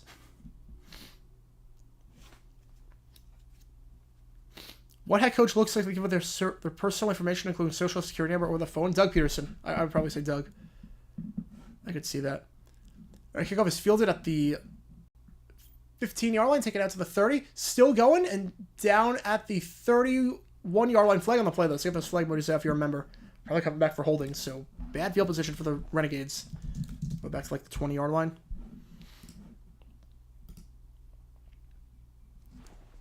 Dodgers are around 500. Don't expect that to stick. Yep, that's why I'm disappointed with the D-backs right now. Like, the NL West is there for the taking right now, and no one is doing anything with it. I mean, granted, everyone with D-backs is dead. Like, half the team is hurt, which is nuts. The Hall of Farm game? I mean, every game's a Hall of Farm game. I mean, the Hall of Fame game does count as a preseason game. It does. It's just you play an extra game. But it counts as a preseason game for the stats and everything. It counts. NBA may opt for Christmas Eve games. I don't know, because Christmas Eve, I'm not sure how many people are going to be watching basketball on Christmas Eve. Because Christmas Eve is more of the day you go to church. You don't really go on Christmas. You go on Christmas Eve. What events happened on my birthday? I don't know. I know Princess Diana died a few weeks after.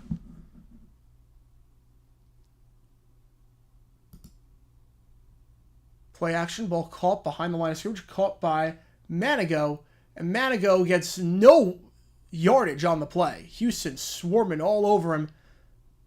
We got a fight breaking out. Hang on a second, we got a fight breaking out. Looked up that Jimmy Moreland was in on there, number 4 for Houston. No flags, but they do break it up. 2nd and 10. What NFL coach looks like he's what comes after 3? Mike McCarthy. Yep, Celtics dominate. Not surprised.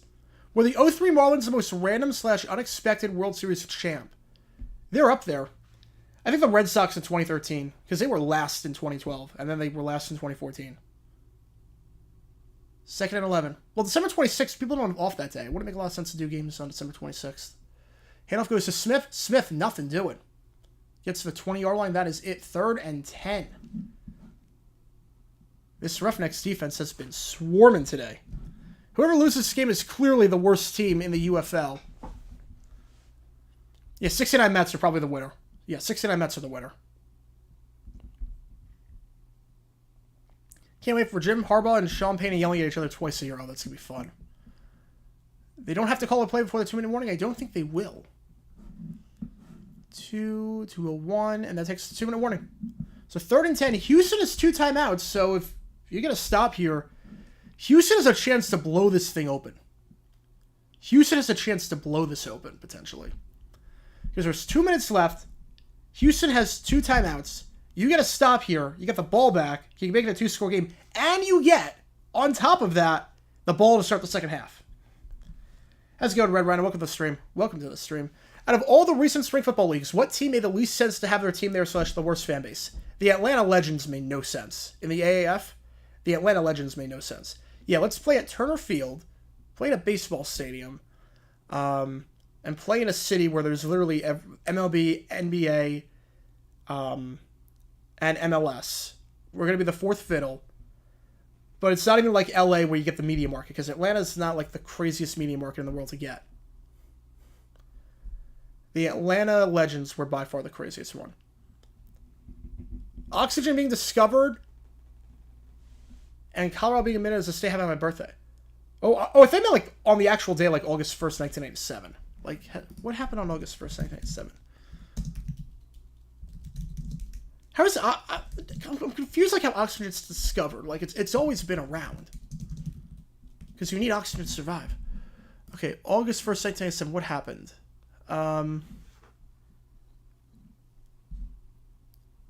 Oh, nothing happened. Nothing happened on that day. The 6th Athletics World Championships opened in Athens, Greece. The president of Palu from 1989 to 92 died. A Russian pianist died at 82 years old. I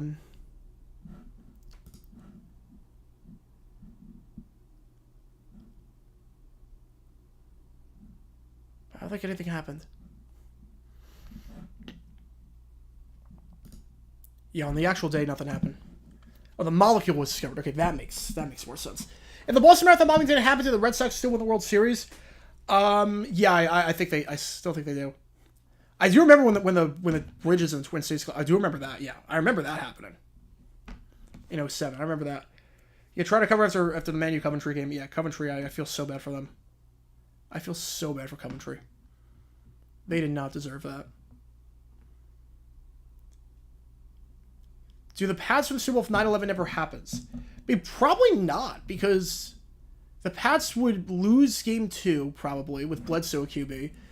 But the Jets could be Game 3, so they'd start the season 0-3, and then Brady they'd start 0-4 in all likelihood with Brady starting. I don't think they recover from that. 3rd and 10, he's going to get sacked, and Houston's going to burn their second timeout. I said Houston's going to burn their second... Oh, no, don't do this. Don't do this to me. I said Houston's going to burn their second time... They're not. Why?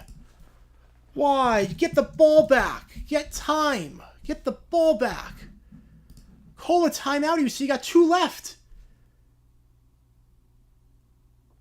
They're not calling timeout. I don't believe this. They're genuinely not calling timeout. Get the ball back, Curtis Johnson. Get the ball back. They're not calling timeout. All right.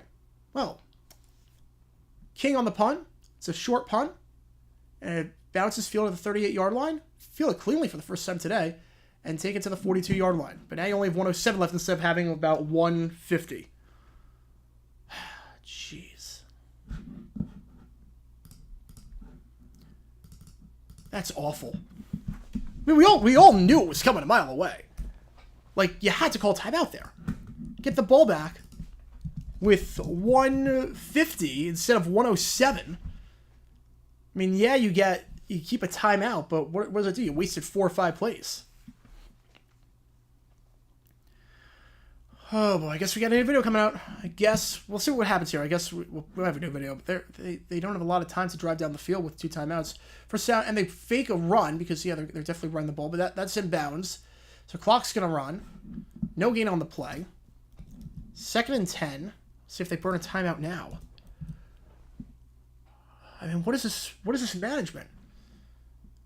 They're still not calling timeout. They're still not calling a timeout. What are they doing? They're still not calling timeout. 2nd down and 10. And Sinek gets sacked to the 32-yard line. Unbelievable. What? I don't believe this. They're actually going to go into the half like this. I don't believe this.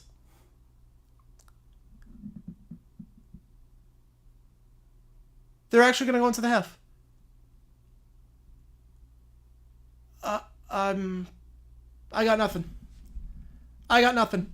This is why the Roughnecks are one of the worst teams in the UFL. This is why they haven't won a game. 5, 4, 3, 2. I don't believe that. I genuinely don't believe that. I would raise my voice if I wasn't recovering from sickness. But, oh my God.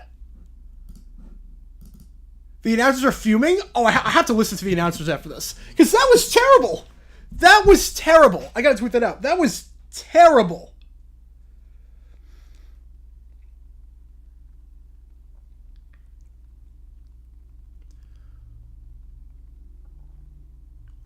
Oh my goodness.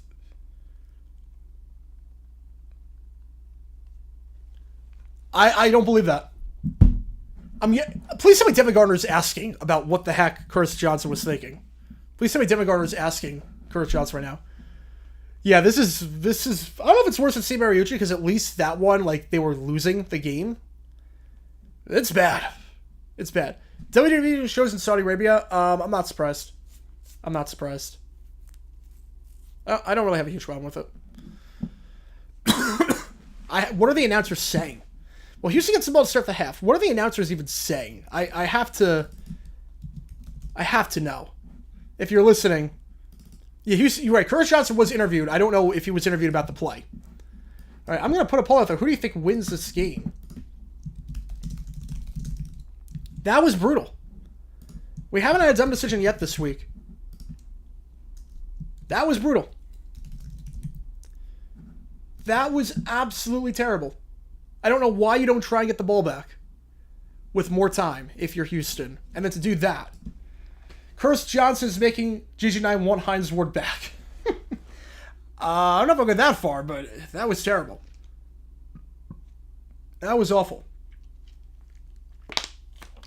It's crazy too because if the Roughnecks win, they're only a game out. If the Roughnecks win, they're only a game out. Who wins? Panthers plus Roughnecks versus Brahmas plus Battlehawks. Pantnecks versus Brahmahawks. So easily the Brahmahawks. Easily. Easily. It's not even close. After a split like that, if the Renegades pull it back, I mean, that was cowardly coaching at its finest. He admitted to play conservatively, just wants to rely on his lead. Your 8-point lead. Your 8-point lead in a league that you can score 15 in 2 minutes. You want to, and you get the ball to start the half. Your 8-point lead with 30 minutes left in a league that you can come back from a 15-point deficit in a minute. Unreal. Got Mana with a 6er. Thank you so much, man. Thank you so much. Really means a lot. Speaking of dumb decisions, why wasn't Doug Peterson's squib kick against the Ravens dumb decisions or the 13-second touchback? The squib kick against the Ravens, it would have been if they lost the game. It would have been if they lost the game. Trust me, that would have been, I would have been fuming, because I was fuming at the time. That squib kick against the Ravens would have been 100% a dumb decision. If they, reason why it wasn't was because the NFL uploaded the full ending to the game, so getting around the copyright would have been brutal. But, trust me, I was fuming about that. You just boot it out of the end zone. Don't let Justin Tucker do that. Isaac Cobbs with the 5er. Thank you so much, man. It means a lot to me. Thank you so much. Curtis Johnson said, we didn't take the time out because the Renegades are the best offense in the league. We want to be conservative.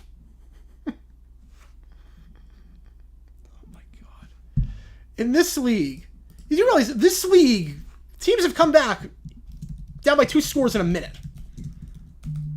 Unbelievable. I honestly don't even know what to say. Yeah, I'm sorry. What? Crazy. Do teams coaches being stupid stress you out because you have to make dumb decisions videos, or am I grateful because it keeps me busy, makes me money? If the Jaguars are involved, I hate it. Other teams, I love it.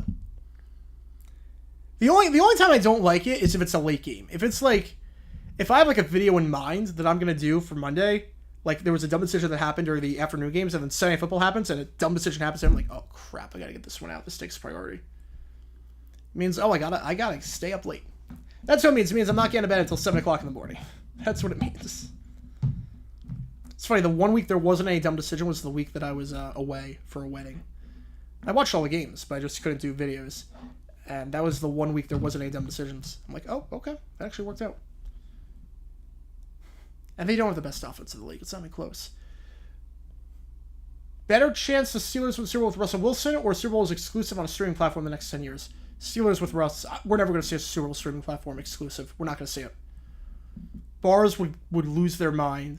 They'd lose so much money. The NFL would lose so much money if it was exclusively streaming. If the Roughnecks lose, is Curtis Johnson on the hot seat? He's been on the hot seat this whole season. If they lose, his seat's burning. But should the same birthday as Isaac Newton and Don Shula. There you go. It's a good company to be in. Good company to be in. Again, vote on that poll. Who do you think is going to win this game? Thank you for all the donations. I get to your question right away if you donate. Otherwise, I'll just go in the order they see them. It's 11-3. Houston gets the ball to start the half after whatever the heck that was. Vote on that poll. Who do you think wins? Renegades or the Roughnecks? Again, if you're a member, you get a lot of cool perks, including your name at the end of the video, your name scrolling across the screen, and emojis you can use. You can use emojis like the two teams playing in the game. I need a lot of these emojis after whatever the heck happened with the with Curtis Johnson and company, because that was brutal. Also note, this stream brought to you by Prize Picks. Use my promo code Gator9, helps the channel out a lot. 100% deposit match up to $100 if you use that promo code. You get to bet on the UFL, and they have a lot of really cool prop bets on the UFL. You just bet more or less than for yardage, rushing yards, receiving yards. A lot of the rushing yard stats come in handy because none of these teams can really run the football that well. You're very worried? I don't blame you. I do not blame you. Yeah, I don't know what that was with Curtis Johnson. I don't know what that was. I want to see I want to see what the reaction is across the. I want to see what the reaction is. Let's see. I'm assuming that there's a game thread on the UFL subreddit. I want to see what people are saying on that. If I'm the only one losing my mind about that. Gonna take my dog to dog training. Catch you later. All good. Have a good time. Have a good time, man. Let me see. What is the reaction? Oh,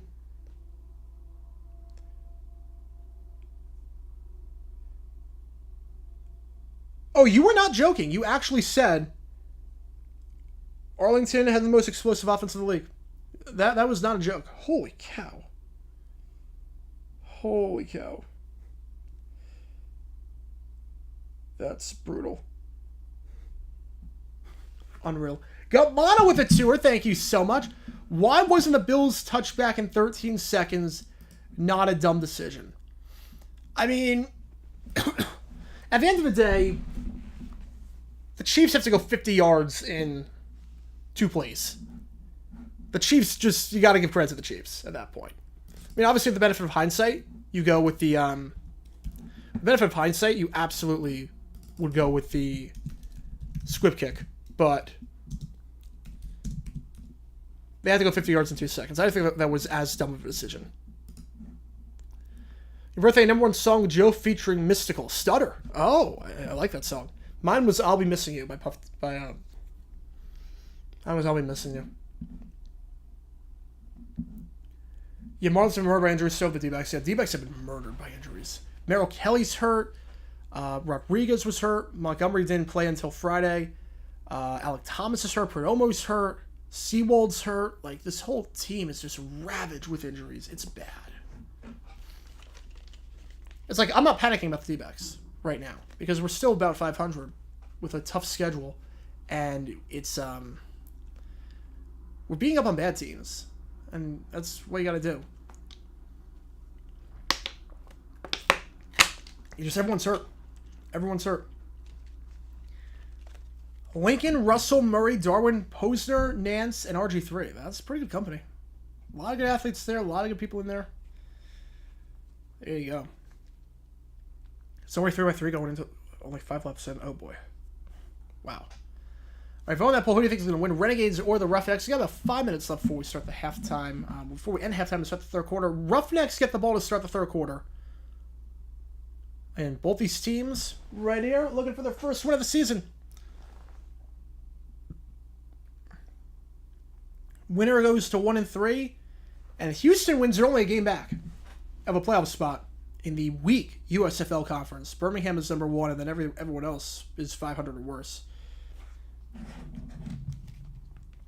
If Arlington wins, they still got some work to do, but they'd be 2 back of a playoff spot with 6 to play. If they lose this game, it's not good. If Arlington loses, they'll be 3 back with 6 to play of a playoff spot. Because San Antonio and St. Louis are tied atop the conference. So if Arlington loses and they're 3 back, you could just stick a fork in them. What a disappointment they've been this season. Which NFL team and XFL team is equivalent to a participation trophy? I would say Roughnecks are the XFL equivalent or UFL equivalent. NFL team, I'd probably say right now, New England. Fact or fiction, Johnson gets fired in season. No, they won't fire anyone in season for money reasons, but he'll get fired after the season. He'll get fired after the season.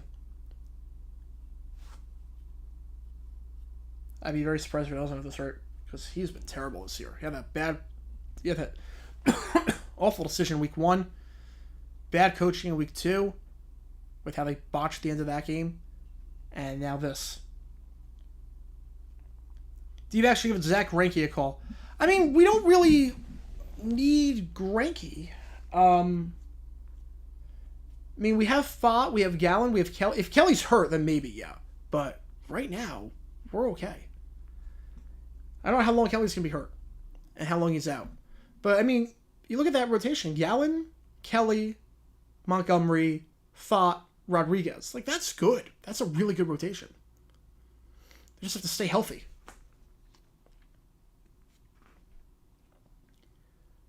Turned 30 on the day, Super 57. That's a fun birthday, unless you're an Eagles fan. If you're an Eagles fan, not a fun birthday. I like my birthday in August. I like my birthday not having football. I mean, there's a Hall of Fame game, but I like having a birthday where my team can't hurt me. What current wrestler would be great in the NFL? Roman Reigns? He would be interesting in the NFL. He would be interesting. Now, if Houston loses this game, there's 2 back of a playoff spot. It's not good, but it's less disastrous than if Arlington loses. Zach Davies, oh, God, no. No, God, no. Oh, Davies gave me nightmares last year. Davies and Bumgarner wanted to kill me last year.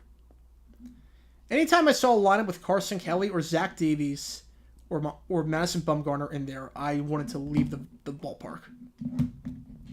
Or Nick Ahmed. Although Ahmed, at least he had defense at times. That'd be a good rotation. That'd be a healthy Marlins rotation. That'd be good. Here we got about a minute left before we start the third quarter. Houston getting the ball. 11-3 ball game.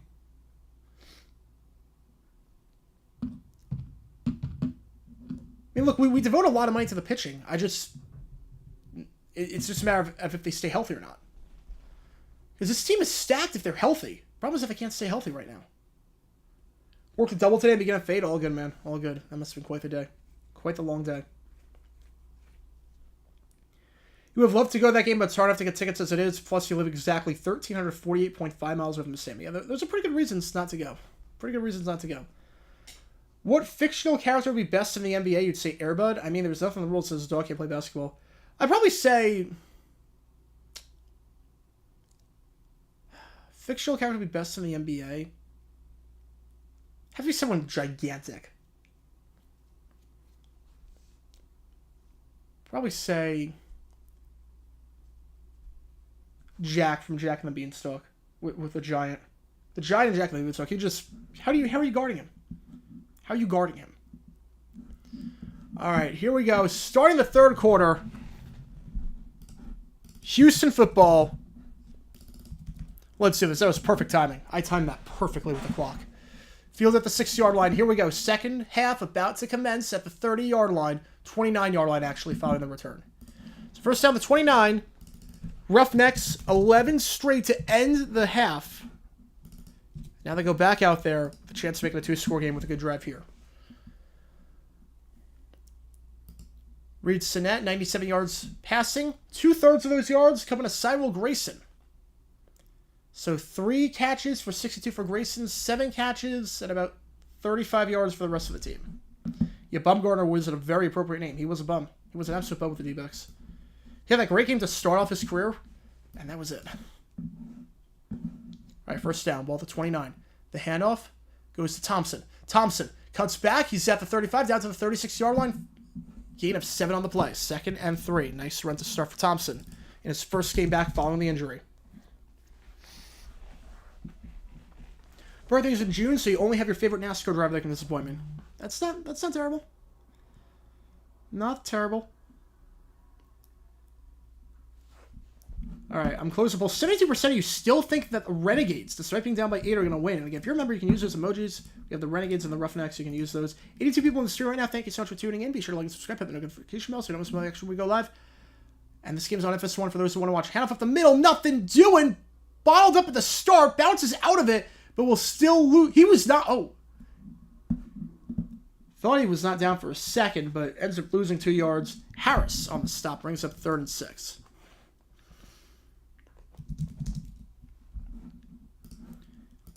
Yeah, I don't know how this sport's going to play out for the draft. I have no clue.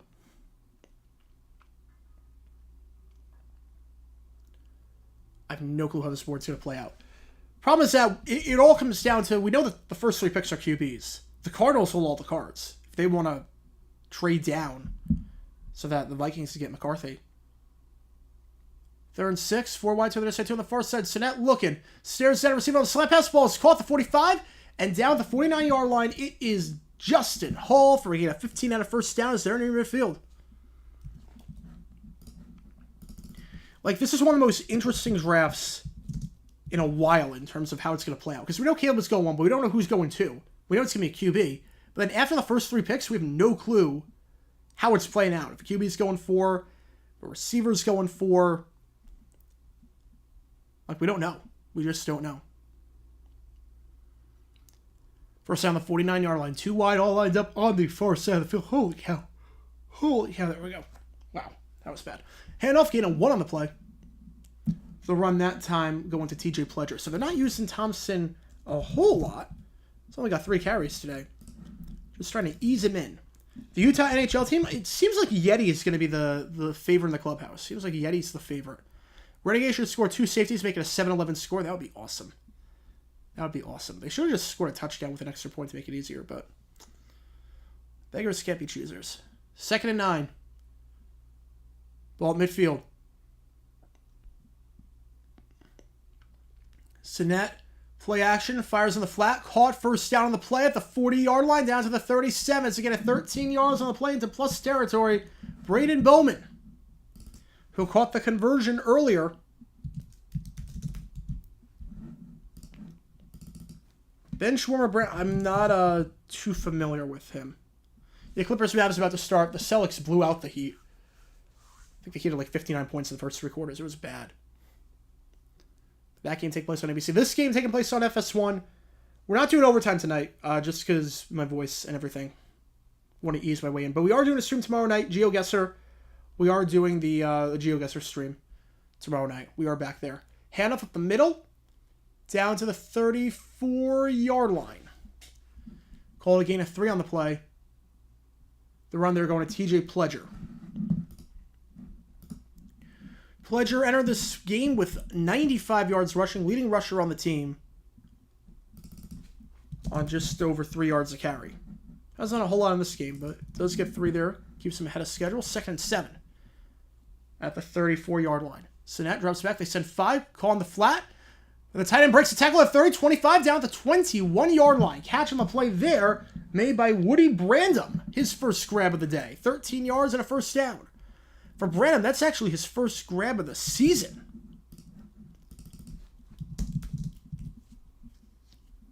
Bad open field tackling there by the Renegades.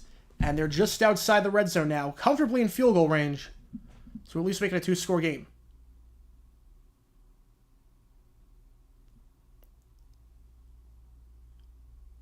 Yeah, Bad Dog Sports called DJ Patrick Mahomes. That was good. Ball the 22-yard line. Just get it off. 4 wide. Sinet escapes the sack for the moment. Fires angle route. Incomplete pass. In and out of the hands of his running back. Falls incomplete. 2nd and 10 at the 22-yard line. Again, on this channel, we do every UFL game. We're only doing one game next week, and that is flight permitting. We're doing the later game on Sunday, because I'll be at the draft on Saturday. I wish I could do all the games, but I can't. We're doing Michigan-Memphis next week. Michigan-Memphis, Sunday at 3 o'clock Eastern. I get back to Phoenix in time. Week 6, we're doing all the games, barring anything crazy. How's it going, FFB? Welcome to the stream. Thank you for tuning in. 2nd and 10. Sinet fires. First down on the play at the 9-yard line. Nice catch there by Kiki Chisholm. His first grab of the day. They're finally getting him involved. Down to the 9-yard line. Kiki Chisholm there today with 6 catches for 77 yards. Houston is moving. Is this a Krusty Krab? No, this is Patrick. This is Patrick. First and goal at the 9-yard line. Roughnecks looking to make it a 2-score game. I don't want to say put this one on ice, because obviously it's the UFL. A lot can happen, but it would be looking very good. One of these teams has to get their first win of the season. They're both 0-3. Houston looking like they're in a pretty good spot right now. As Sinet's got this team moving. 11 straight points, and they're looking for more. Handoff, up the middle, nothing doing there. Thompson goes absolutely nowhere. Brought down on the play, it looked like by Bunmi Rotimi, number 44. 2nd and goal. Drivers at Radio City for how many years? Well, it stopped in 2014. That was the last year. And then before was at the theater at the Garden. So I think it was 17 years, I want to say. Because 99, I think it was at Radio City. 98, I think it was too. I want to say that was 17 years. Mind That Bird was the most unexpected Derby winner. What was that, 50-1 odds a decade ago? Bounce it outside to the 10, to the 5. Thompson is in. Touchdown. Roughnecks. No flags. Thompson, welcome back to the UFL. Back from injury. Bounces it outside. 9-yard run. It's a 2-score game. So the Roughnecks lead 17-3.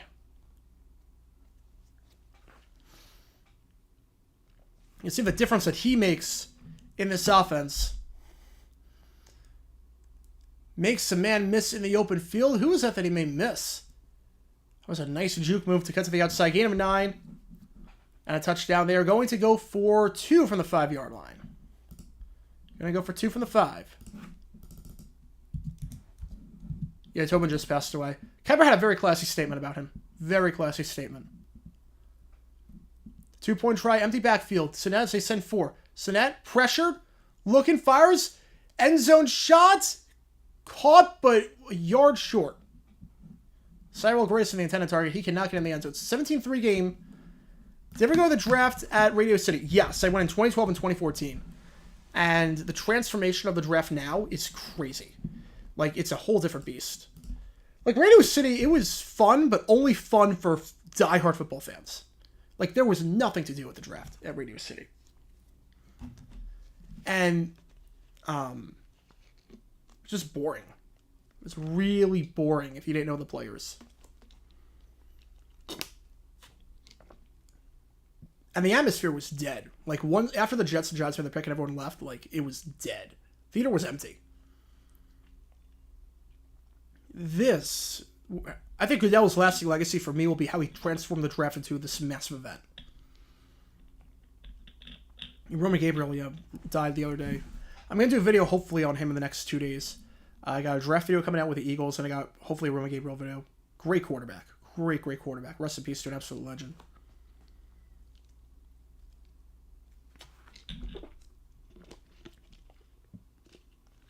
It looks like Underdog is a UFL sponsor for the FS1 game. ESPN has their own in-house bookie. Can't be happy.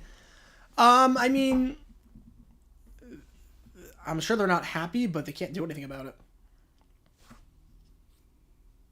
Yeah, Whitey passed away the other day, too. I will say, speaking of bookies, prize picks, use referral Gator 900% deposit match up to $100. Which apps allow live betting on the UFL? Prize picks allows you to bet on the UFL.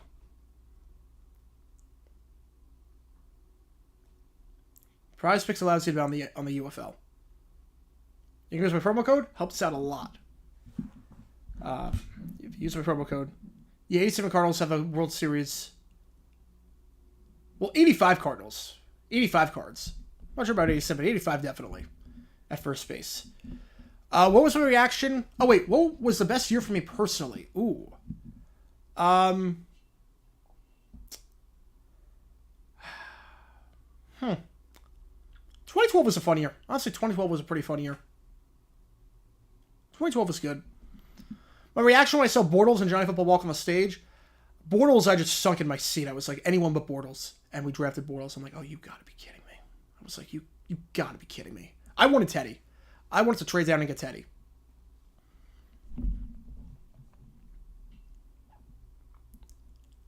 Guess what we have for lunch? It has 2 words and rhymes. Whopper, Whopper. God bless Stump the Schwab. Yes. He was a legend. He was a legend. That one hurt. He was a huge inspiration. The reason I do what I do, part of it is because of the Schwab. I love watching Stump the Schwab growing up and just his encyclopedic knowledge and research. Like, I wanted to be the Schwab. I wanted to be the Schwab so badly. I was like, he's got the dream job. Like, he knows everything about sports and he just plays sports trivia. It's like awesome. He got fielded and returned to the 44-yard line. So that is where Manigo starts at the 44-yard line. Arlington needs to get something going here, down by 14 points. 17 straight for the Roughnecks. Yeah, Schwab is a legend. Schwab is a legend. Thoughts on using the Yotes to Utah? I don't have any strong opinions until the land deal happens. I think this will be the best thing for Arizona hockey in the long term if they win the land deal. If they win the land deal. June 27th, they win the vote on the land deal.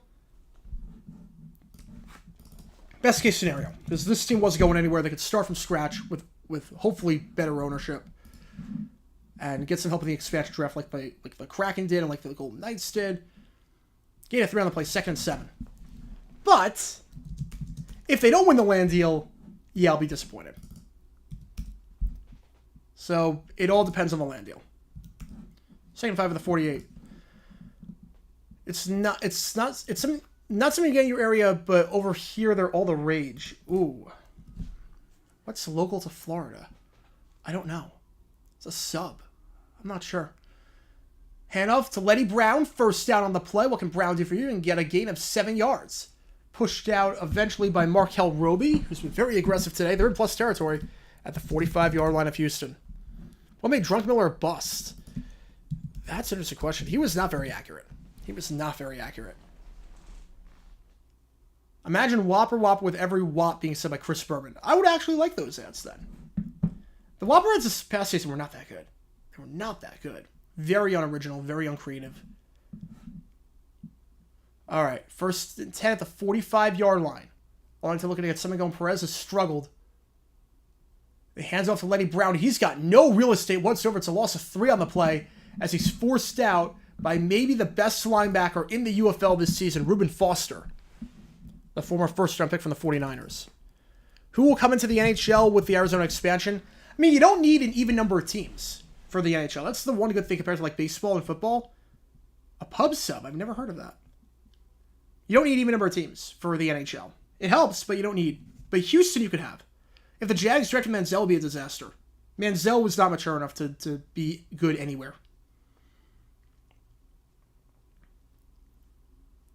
But I have to guess a team. Probably Houston would be the next team besides Arizona. Catch thrown by Lindsey Scott in the flat to the right back. Flag on the play. Down to the 18-yard line.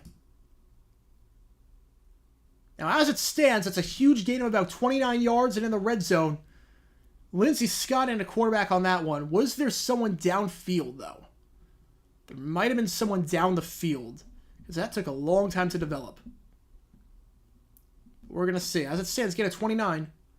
Personal foul, roughing the passer. Okay. So Arlington now driving. They were at the 18, now making first and goal at the 9.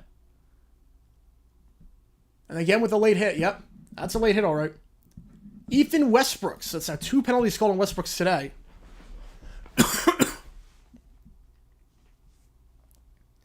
Move it up to, I believe they're going to say the 5-yard line. They're going to give him a lot of yards there. So 40-yard turnaround. It's a first down for the Renegades. They've allowed 17 straight points. Super challenge, though. Is this really worth a super challenge, though, if you're Curtis Johnson? Is this really worth it? Like, you only get one of these a game. Is this really worth it? You're still getting the ball in the red zone. Is this really worth a super challenge? I mean, it looked like it's going to be roughing. I think they're going to lose their timeout. Is this really worth it? Unless they're saying there was something else. But if they're challenging the roughing, I mean, is it really worth 10 yards? It's still a first down in the red zone. Pereira looks like he's dead. Mike Pereira looks like he's dying right now. A pug or an English bulldog? Pug. I don't like big dogs. I don't like big dogs. This is a really, unless he's challenging, there was someone downfield. Like, what is there to challenge? Like, if you're challenging roughing, okay, you give up 10 yards. Like, save it for something that you might actually need, like a 4th down conversion or a 40-yard gain. What are they super challenging here? Oh, okay, wait, they're going to say step. Yeah, but even if he stepped out of bounds at the 25-yard line, it'd be moved to the 12. Okay, so, yeah, so it doesn't even make a difference. Okay, so you challenge for 5 yards? And they didn't even take the super challenge off the board, so I'm not even sure. I think Sky Judge just overturned that. Okay, 2nd and goal at the 10. That was confusing. Again, watch without any audio. It seemed to me like they were challenging the spot and not the roughing. Maybe they were I don't think they were challenging the roughing. They were challenging the spot, and then Sky Judge overturned it because they didn't lose the super challenge. They didn't lose it. It's a bit confusing. Bit confusing to figure out which one's super challenge, which one's not. But he did throw the challenge flag out. Either way, 2nd and goal. Ball is at the 8-yard line. Perez fires. End zone shot. It is caught. Touchdown for the Renegades. Deontay Burnett.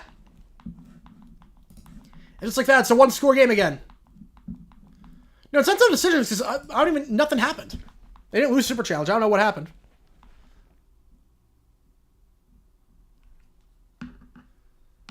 Luis Perez finally.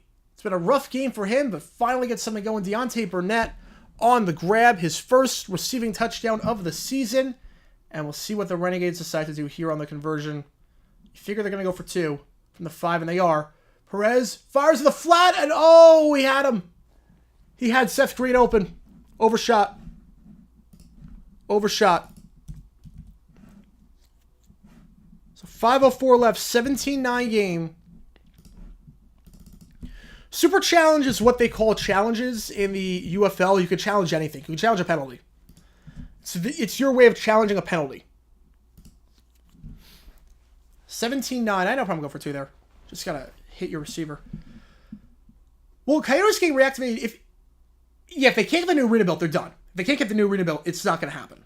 But if they get the arena built, they've got it. Always wonder why I can't watch without any audio. Would it be copyright issue? Twofold. One reason is copyright. Other reason, it would sound terrible on stream. It would sound absolutely terrible. So you're listening to me and you're listening to the audio, it'd be way too much. Listening to a bunch of different things, it'd be absolutely terrible and chaotic, and not in a good way. Like, this is good chaos, like with the light show and the scoreboard and everything. But the other thing, no. 85 people in the stream now. Thank you so much again. You guys made this yesterday the #1 stream across the UFL. That's a title that I hope to hold until Perno starts streaming UFL. Once he starts streaming UFL, we're completely screwed. But,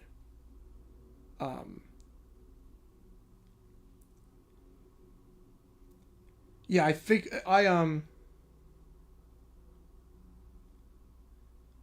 but I'm looking at the numbers from yesterday. I posted the numbers. after everything on Twitter. Because I always look at my analytics. I think a lot of YouTubers do that. No penalty. No penalty. Showboats Valhawks, we got about 1,700 viewers. Defenders Stallions got about 2,100. The next closest was 500. The next closest for Showboats Valhawks was about 400. Brahmas Panthers, I did both games at the same time, 2,100. Next closest was about 300. So, thank you guys for making this the #1 stream. You guys mean a lot to me. And I think we had over 170 people concurrently at the end of the Defenders game. This game, I didn't think we'd get a lot of people, but we do have 90 people in the stream right now, which is awesome. Because this game is going to be the lowest rated game by far on TV. Tom Grossi starts streaming the UFL, there's no chance. There's no chance he starts streaming the UFL. He's got a lot on his plate as it is. He has enough streams as it is. He's a busy man. Perna I could see. I could see start streaming the UFL. Because he does UFL content. Grossi doesn't do UFL content. So I can't see him doing it. If that happens, though, we are royally screwed. So I'm taking my wins while I can get them. Getting on the ground floor. I can't be the Grossi for the NFL, because Grossi already exists. I can be him for the UFL. I can try to be him for the UFL, at least. And hopefully you guys like it. I mean, we really upped the ante. If you saw last year's streams for the UFL, it was on my couch. We didn't have a clock that was working. We didn't have this bottom line. We didn't have the lights. We didn't have the setup. It was very different. This is more like it. This is the way to do it. This is the way to do it. I love this setup. All right, here we go. Kickoff. Roughnecks get the ball. 5:04 left in the third quarter. Fielded at the 7-yard line to take it out to the 20. 25 tries to make a tackle. He cannot. Down to the 28-yard line. It's Anthony Ratliff Williams on the return to the 28. Looked like Darren Evans on the tackle. So 1st and 10 at the 28. The South Park episode where they stole musical theater. Oh, that was great with Moop. Oh my god. The Christian rock band killed me. The Christian rock band was... The songs were like insanely catchy.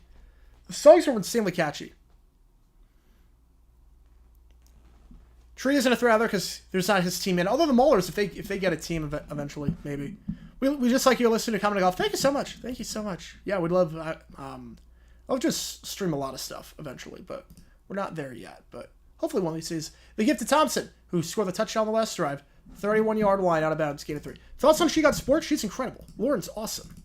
Yeah, go sub to her if you haven't already. She's got over 100K, deserves it. Editing style's great, has some great stories, great narration. She's awesome. She Got Sports is great. Yeah, Faith Plus One. My favorite part of that is Token being able to play bass. Having never picked up a bass before. Token, you're black, you can play bass. Stick your stereotypes and then he just lays down a great bass line. I love that. Oh, that's in my top 10 favorite episodes of all time. 2nd and 7. 4 wide. Sinet looking down the sideline. Fly routing. Complete tight coverage on the play. No flags. Coverage by Delonte Hood. Intended target on the play was Emmanuel Butler, who scored a touchdown earlier. 3rd and 7. Biggest they already knew moment I can think of off the top of my head was the Astros won the World Series in 2017. Same that in 2014. Elman went double Murr. Biggest they already knew moment. I would say the guy on the who's the announcer when the Mariners guy hit a home run? Oh man. If you know what I'm talking about. Oh, there was a guy who correctly predicted the man's first home run. Super challenge. Okay, so now they are using a super challenge. The challenge if there was pass interference on this play. But it was Mariners Blue Jays. Mariners Blue Jays, I believe it was. It was was it this one? Yeah, I think it was this one. Yeah. This is the greatest they already knew moment of all time. He correctly predicted a home run. And by correctly predicting a home run, I mean he predicted the inning, he predicted the count, he predicted where the ball would land. He predicted everything. All right, so pass interference, they use a super challenge. Now they use it. The call on the field stands, so Houston will lose a timeout. Didn't seem like there was anything there. Yeah, just linked it if you want to watch it.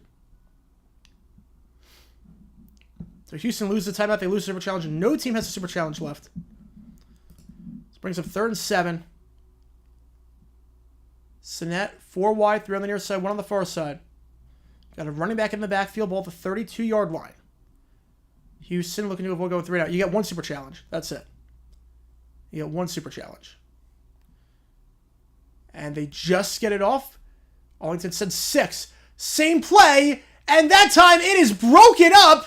Oh my goodness. It looked for a brief moment like he was going to catch that ball. For a brief moment as it hung in the air a second time. But it will be a 3 and out for the Roughnecks. So they lose a timeout, lose their super challenge, and they'll have to punt this one away. Renegades trying to come back. They call that fly pattern on 2nd down. They call it on 3rd down. Tight coverage there, and it's almost caught a second time after Hood is unable to make the interception initially. But then a brutal hit on Butler, which is completely clean. The ball was tipped. All right, this punt is a really bad one. Fielded on 2 hops to the 24-yard line. Take it to the 30, to the 35. Still going. Broken tackles at the 40 down at the 44-yard line. Houston special teams have been brutal today. And that is a punt of just 25 yards of net. So Arlington ball at the 44-yard line when we get back. Yeah, JJ Frank would be eternal. It would be ever-encompassing, all-encompassing. If you win your super challenge, you don't get another one. You get 1 per game, and that's it. Once you use it, you lose it, even if it works. Even if it works. 3:24 left in the 3rd quarter. Arlington trailing 17-9, but they do get the ball. Coming out of the break, they forced a 3 and out. They drove down the field on the last drive. Looking to get back in this thing.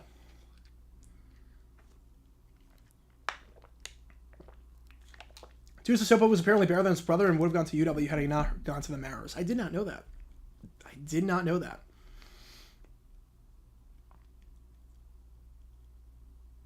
Yeah, if you've never seen the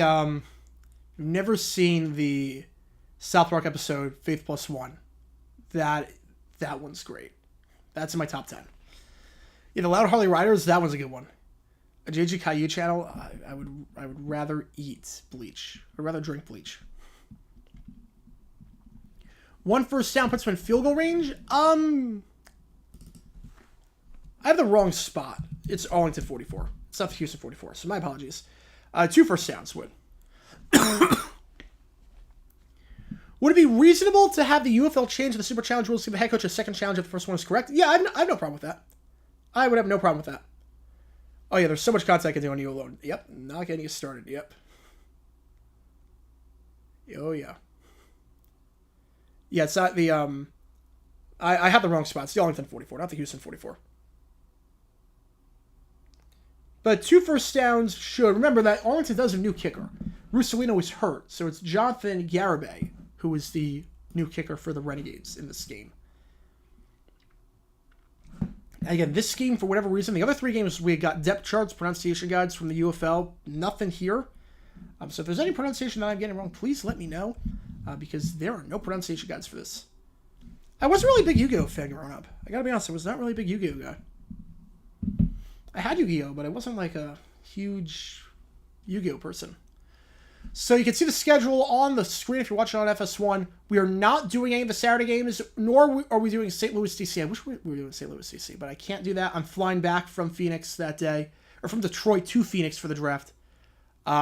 Michigan, Memphis, we are going to do that, barring anything crazy happening with my flight. So any flight issues, like I take a Boeing or whatever, we're not doing the Memphis game. Other than that, we will be doing that game. So only 1 game next week. Apologies, I can't do more, but I'll be at the draft. And again, click the link above to join JJ9 News. Hear all the latest happenings in the NFL and the UFL. I have videos on that channel daily. It's completely unscripted. I just talk in front of the camera about anything that's happening right now in football. All right, here we go. First out, the 44-yard line for Perez and company. 2 doubles in a row. I'm out of gas. Talk to you later. All good. All good. Thank you for tuning in. Thank you for tuning in.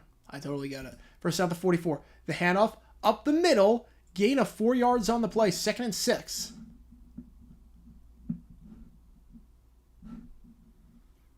Talking to a car, telling it to be quiet because people are sleeping. I mean, if the car was honking, it does need to shut up.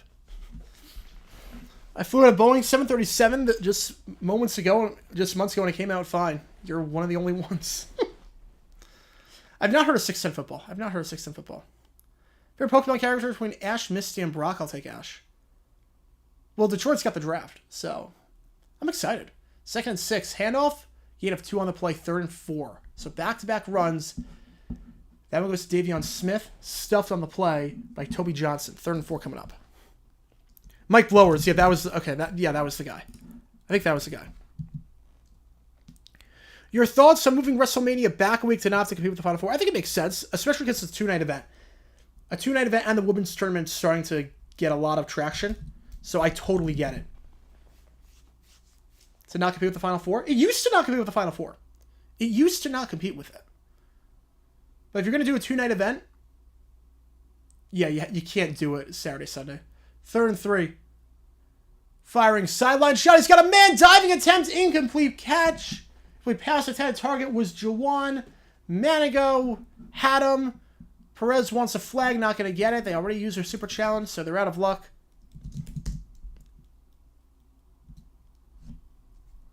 I think they're going to leave. Are they leaving the offense out there? They are leaving the offense out there to go for it. 4th and 3 in midfield. I don't know. It's really just with the flight. Obviously, stuff happens. Stuff gets delayed and whatnot. But if I land on time, we're going to do the Memphis game. We're going to do that game. All right. 4th and 3, and they're going to call a timeout. Yeah, don't forget, Fox UFL coverage next Saturday. It's regional coverage because of NFL draft. So they can't do anything on Saturday. Arlington calls a timeout. They have 2 left. So both teams have 2 timeouts left. So it's going to be regional coverage. I think there's one more week. I think week 9. They do 2 games at the same time. So next week, check your local listings. Make sure you know what game you're going to get. I've not watched Forget About It. I've not watched that. I don't, or Makes Your Project. So next week, 2 games on Saturday at 7 o'clock. Check your local listings. Make sure you know what game you're getting. The other game you can get on the Fox app. You can get online. So it's not the end of the world. You can't get it on TV. You can get it online. I won't be doing those games because I'll be at the draft. I'll be in Detroit, so I won't be I will be unable to watch. I'll watch the replays on the flight, but I will be unable to watch the games. 4th and 3. They're leaving the offense out there. Perez looking for a first down, trying out a field goal range, try and keep this drive alive.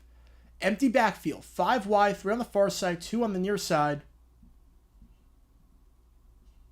Perez, it's been a shaky game for him. There was some movement. I think the center flinched.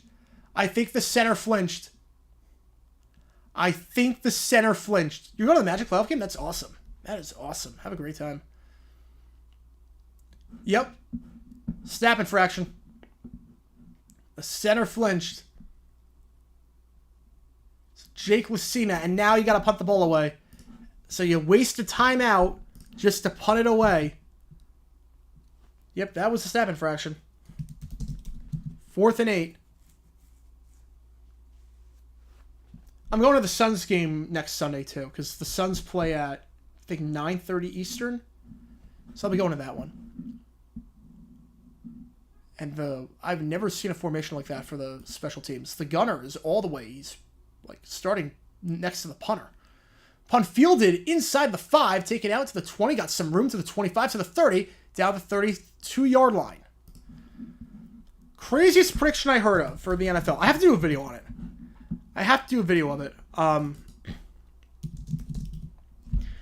But there was a guy that predicted Rams-Bengals game in the 70s would end 0-0. Legitimately. He predicted a 0-0 game. Which is insane. I would plan on trying to meet with any of the other YouTube guys cover the NFL, the draft. I don't think anyone's doing that. I don't think anyone's going to the draft. Like, Rossi's in his studio. Tree doesn't go to the draft. 5 doesn't go to the draft. I don't think anyone goes. So, no, I think it's just me. Handoff. Pledger. Gain of 4 to the 36-yard line. How's it going, Badger? Welcome to the stream. I've never heard of S. Johnson voiceovers. Like, I know overtime tonight just because I save my voice. Still not 100%. Still, my nose gets a bit stuffy, but we will be doing the GeoGuessr stream tomorrow. We are doing GeoGuessr tomorrow night, Monday at 7 o'clock Eastern. 2nd and 5. 4 wide, 3 on the far side, 1 on the near side.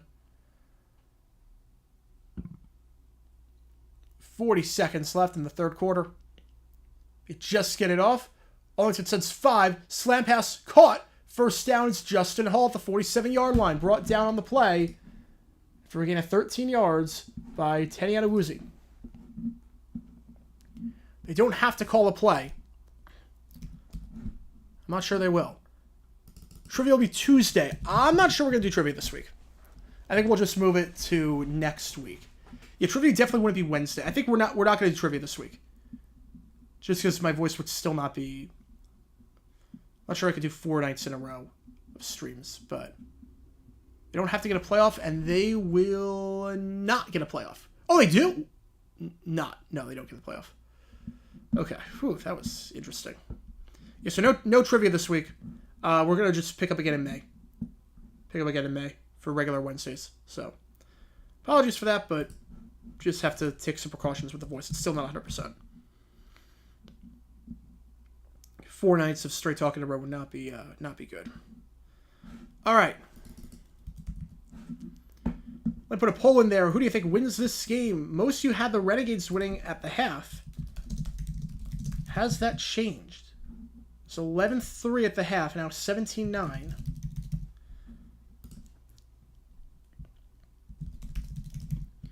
Five said he hopes the Giants draft a receiver, while Tree hopes they draft McCarthy. Just a laugh. That would be pretty funny. Give Daniel Jones a huge contract and give up on him after 1 year. Yeah, it'll be interesting to see if Graham Lee, who stunk in the original XFL, gets the name on the draft ticker like he did back in the late 90s. Yeah, that was a fun video to do. That was a fun video to do. Had a lot of fun making that one. And it wasn't even the first time it happened. It happened with Mark Butterfield at Stanford back in 96. It's crazy. I feel bad for Lee. I feel so bad for Graham Lee. He thought he got drafted by the Colts and ended up not getting drafted at all. Crazy. 09 Saints or 17 Eagles. I think 17 Eagles were more well-balanced. I'm taking the 17 Eagles. Yeah, how do you predict the score side in the NFL? I don't know how you do. I forget what year it was. I mean, the last time it happened was like pre-World War II. What game was that? Was it 70? It was 72. 1972. Man, predicted a scoreless tie. Now, it's funny. It actually almost ended in a tie. But there was no overtime back then. So, games could end in ties. Regularly. Rams won 15-12 on a last-second field goal by David Ray. But the man predicted a scoreless 0-0 tie. I meant to do a video on that at some point. Once predicted our Little League team would win 1-0 because someone was on the mound. Yeah, but how do you get the 1? Like, I get why you get the 0. I don't get how you get the 1. It's a really low-scoring Little League game. I'll tell you something about a friend of ours named Jimmy A. made a wild guy on a Kappa with the Gambini. There you go. How often does the center far the QB stand? I would say it happens more often than you think. So again, tomorrow we are doing GeoGuessr at 7 p.m. Eastern. And we'll go from there. But no trivia this week. We're just going to pick up again next in May. Craziest announcer jinx in NFL history. Anything involving field goals. Where you know it's going to be made and it just doesn't get made. That was... Why do fans want Raiders Vikings end on a scoreless tie? Because it'd be funny. It'd be so funny. A scoreless tie in today's NFL in a dome? Like, how funny would that be? Obviously, you don't want every game to end on a scoreless tie, but a once, like, every 50 years thing? Like, a game ending 0-0 in a dome where you can't even blame the conditions.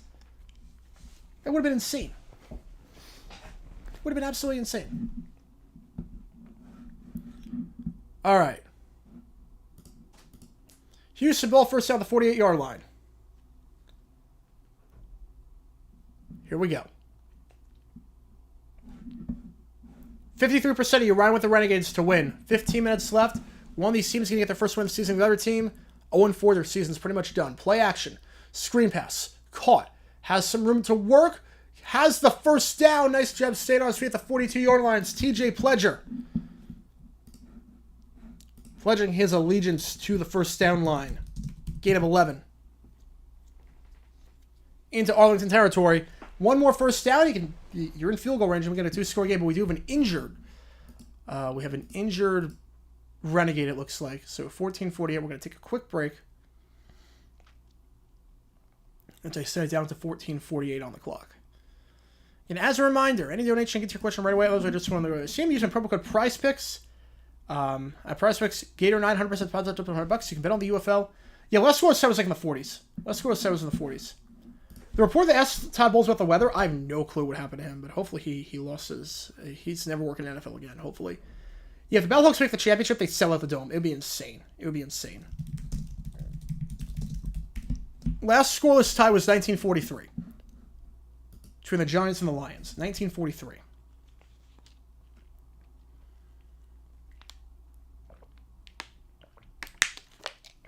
Got up to some GeoGuessr maps. Yes, looks like you do. Looks like you do. So we are doing GeoGuessr tomorrow night. No overtime tonight, but we are doing GeoGuessr. Again, thank you guys for all the support on this stream. Love doing the UFL with you guys. 83 people in the stream right now. I think we have the #1 watch stream. I have to double check after, like I always do, check my analytics. But most unexpected GeoGuessr location based on what you guessed versus where it actually was. Oh, I've been like 10,000 miles off before. I've been 10,000 miles off. I think anywhere in the mountains. There's some place in the mountains where you think, okay, maybe it's Peru. You're like, oh no, it was a random mountain in Russia. And there's just no tell. There's like no hint whatsoever. It's like, oh, this was China. Like, I don't know how.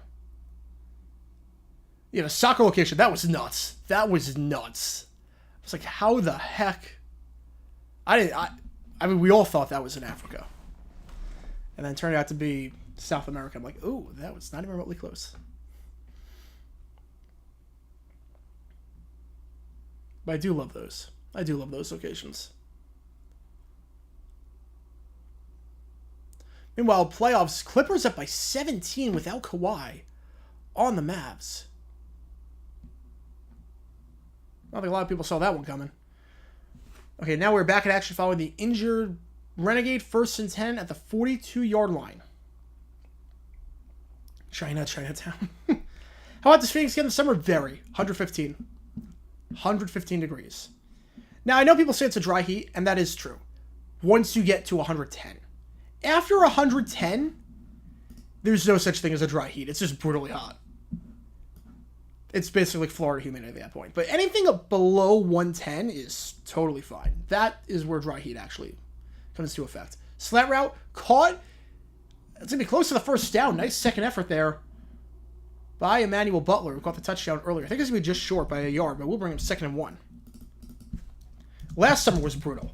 I have a feeling this summer won't be as bad because we've gotten a lot of rain this year, relatively speaking. The West Coast got some weird rain. Like, LA's got more rain this year than Seattle.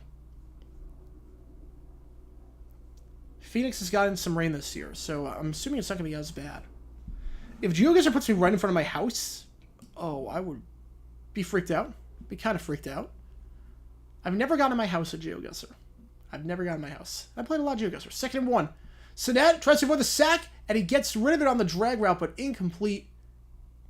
I think Pledger would see intended target there, number 5. 3rd and 1.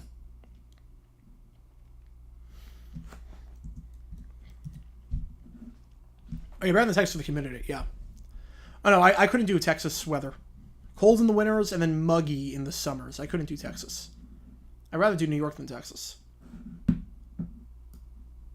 Finally made to the stream. How's it going, jokes? Welcome in. Welcome in. This guy on FS1, 17-9. Roughnecks, 3rd and 1. Tight end in motion, 2 wide, 1 on the near side, 1 on the far side. So that takes the snap, hands it off up the middle, nothing doing. It's a loss of 2 on the play. And now you figure that Houston, instead of being able to potentially get a touchdown, they're going to have to kick the field goal. I don't think you go for it here. Be a 53-yard try for J.J. Molson, who's been very good this season. We're going to see what happens here. This to make it a 2-score game. You figure that they're going to send Molson out to try a 53-yard kick.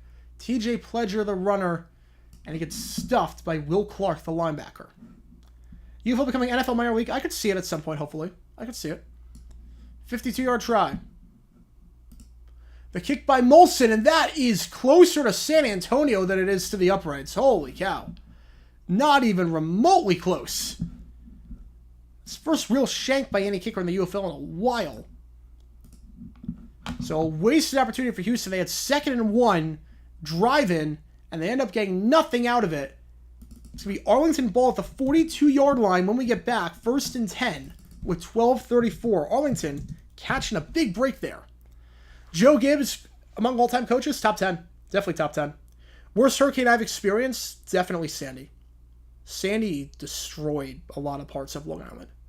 Granted, I've only experienced 2 hurricanes, and it was Irene and... Irene was nothing. Sandy was bad. Sandy was really bad. I remember driving like the day after Sandy, and it looked like an apocalypse. It looked like the end times. It was like, holy cow. Yeah, never want to do that again. Never want to do that again. Yeah, Renegades have life.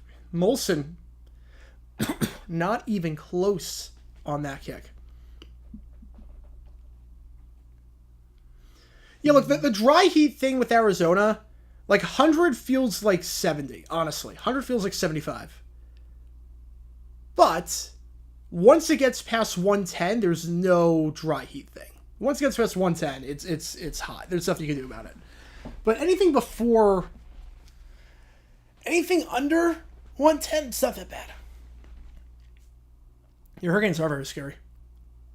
It's probably the number one reason why I would not want to live in Florida. It's probably the number one reason. Plus, getting out for a hurricane, it's like there was only one way out, and that's north. Yeah, Irene was bad in Jersey and Virginia. It wasn't too bad on Long Island. It was not too bad on Long Island. We got nothing for Long Island. Sandy was rough. Sandy, I mean, everything you say about Sandy is true. Everything I say about Sandy is true. The Chicago area is very up and down. 17-9 game. We're still commercial right now. 12:31. Again, we're doing the UFL game next week. The late game on Sunday. We're not doing any of the other games because I'll be at the NFL draft and flying back from the draft. But we are doing this game. We are doing the late game on Sunday next week. And then I think we're doing every game week 6. Group in Texas, 100 feels like 120. You're covered in sweatsuits. You walk up the... Yep. Yeah, there's no humidity at least. Texas I couldn't do. I couldn't do humidity with Texas. At least y'all don't have as much rain as Dubai got. Yeah, that is true. Dubai got flooded. But usually we get rain like once a month, and we've gotten rain like every single week this year, which is not bad. It's just, I have a feeling it's going to be cooler in the summer. I think that's a sign. Yeah, Jersey Shore looked bad after Sandy. Really bad. The locker room flooded because of the rain, but they still played. Yeah, that's crazy. If the locker room's flooded, you just don't play the game. It's not safe at that point. First down ball at the 43-yard line. Perez, 4 wide, 2 on the near side, 2 on the far side. Perez fires sideline throw, out route, and that is incomplete. That hit the ground. It's been a rough day for Perez. That one's underthrown. He's missing throws he usually doesn't miss. 9 for 18, 67 yards. Has a touchdown, but has a pick. 9 for 19 now. Under 50% completion. For the spring football legend, he has been struggling today. We like to live in Washington State. I mean, it's pretty. Bit too cold and rainy for me, though. Bit too cold and rainy. 2nd and 10. Handoff. Nothing. Do it for Davion Smith. It's a loss of 1, maybe a loss of 2 on the play. Ethan Westbrooks, the former Ram, on the stop. 3rd and 11 at the 41-yard line.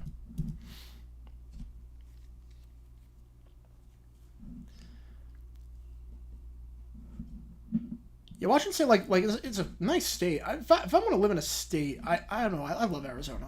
I don't see myself leaving Arizona anytime soon. I love it out here. Made a lady watch her family get swept away due to the floods of Harvey. Oh, that's tragic. That's awful. 3rd and 11, sideline back shoulder, incomplete. Flag on the play, though. They're going to get PI. Look like Tyler Vaughns was the intended target. It's been a quiet day for him. Yeah, Perez only has 67 yards, but is going to get some yards here. Won't be official, but will get the pass interference penalty. So moving into Houston territory, Colby Richardson getting called for PI on Tyler Vaughns on that fly route. No super challenge, so they can't overturn it. And yeah, that's clear-cut PI. Clear-cut PI. Not the best of throws, but clear-cut PI. So first down, the 46-yard line. The 4th penalty of the game against the Roughnecks. But a pretty clean game for the most part. Just 6 penalties total. How do I feel about Tony Khan focusing more on AEW than the Jags? Probably a good thing because he is incompetent. First down slam pass. Caught by Vaughns at the 30-yard line. First down. It's a gain of 13. Arlington driving. Like, he's not good with Fulham. When he took a step back with Fulham, they got better. Not a coincidence. How many states have I been to? Ooh. Off the top of my head, let me think. California, Washington, Arizona, Texas, Nevada, Ohio, Florida, Georgia, South Carolina, North Carolina, Virginia, handle at the middle. I drove through West Virginia for like 5 minutes. Bring up 2nd and 8 after the run. Heat of 2. I would say about 20. It's about 20. What college stadium was the worst to host an entire NFL season? The worst one? Let me think. 2nd and 7. Handoff. Down to the 22-yard line. It's Letty Brown. Brings up 3rd and 2 at the 23. I would say the worst one was probably probably Illinois. Just thinking amenities-wise, like Illinois hosting the Bears was weird. Clemson was also very weird for the Panthers because it was so far away from where they practiced and where their fan base was. So probably Clemson. The active fiction general gets benched at some point for poor performance. Fact. Handoff. Looking to push the pile forward. Not going to do it. It's no gain on the play. So Letty Brown gets stuffed. 4th and 2. You have to figure they're going to go for it here. You have to figure they're going to go for it. Perez was on the sideline for that one. Lindsey Scott was in. Scott wondering if he's going to stay on the field. They got to make up their mind. There's only 20 seconds on the play clock, and they still don't know who the quarterback's going to be. They're going to go for it. Yeah, Yale Bowl. Well, that's, yeah, I was just thinking 21st century. If we're talking like all the time, Yale Bowl's the winner with the Giants, so it's brutal. I've seen a whole documentary on that. They're not going to break the huddle in time. Arlington has to burn a timeout. So they have 1 left. Now, last time they burned a timeout, they ended up not even going for it because they got called for a snap infraction. You move to Arizona. Arizona's awesome. Arizona is awesome. Yeah, I was just thinking like 2000 on. If we're talking all-time, Yale Bowl. Yale Bowl's the worst. That's a whole video at some point with how bad the Yale Bowl was and the agreement was. The Giants basically had an agreement to play at Yale Bowl through 1975, and it was so bad that they got out of the agreement after 1975. Or after 1974. They were like, we're not playing in the Yale Bowl anymore. Like, this is terrible. Like, we'll figure something else out, but we're not going to play at the Yale Bowl anymore.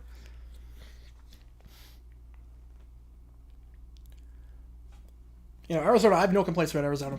I have no complaints about this state. I love it. I love it here.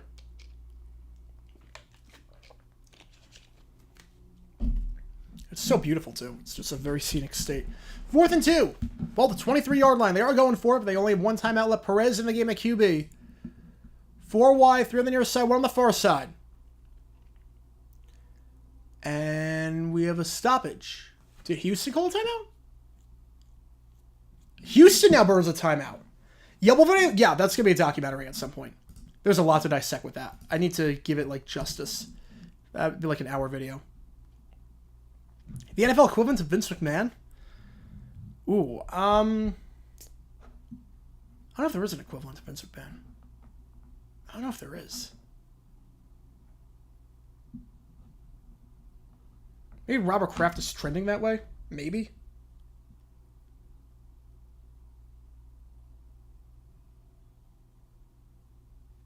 I don't know.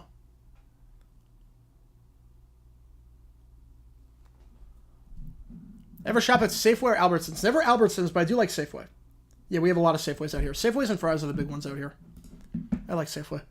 4th and 2 at the 23. 4 wide. Same formation as last time. 4th and 2. Perez. Swing pass behind the lines. Caught first down to 20. Out of bounds at the 18-yard line. It's a swing pass to Letty Brown. What can Brown do for you? He can get you 5 yards and a first down. Keep this drive alive in the red zone.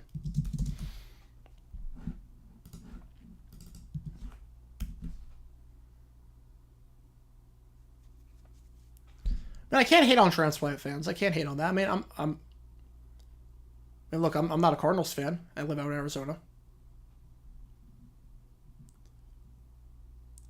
Nice play there by the Renegades. Flag, though. Hang on a sec. There was a flag on the play.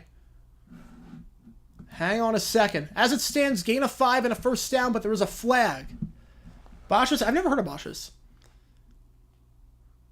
They're still talking something over. Let's see. Again, no team has a super challenge.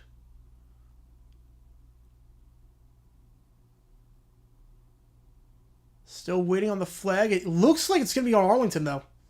Based on the reaction by Canella, it looks like it's going to be on Arlington. Personal foul on Sal Canella. Now, let's see. Let's see this. Blindside block. They're going to call blindside block. So make it 4th and 17. Oh my goodness. That is a brutal penalty.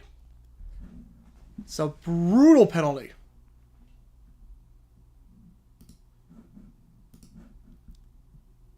And now back it up all the way to the 38-yard line. And they don't have Taylor Rousseau, so they might have to punt this one away. I think they are. Market King is out there. Would have been a first down, but the personal foul on Canella, 15-yard penalty. That's a huge swing.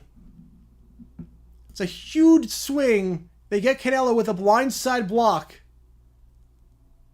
They're going to punt this one away at the 38-yard line.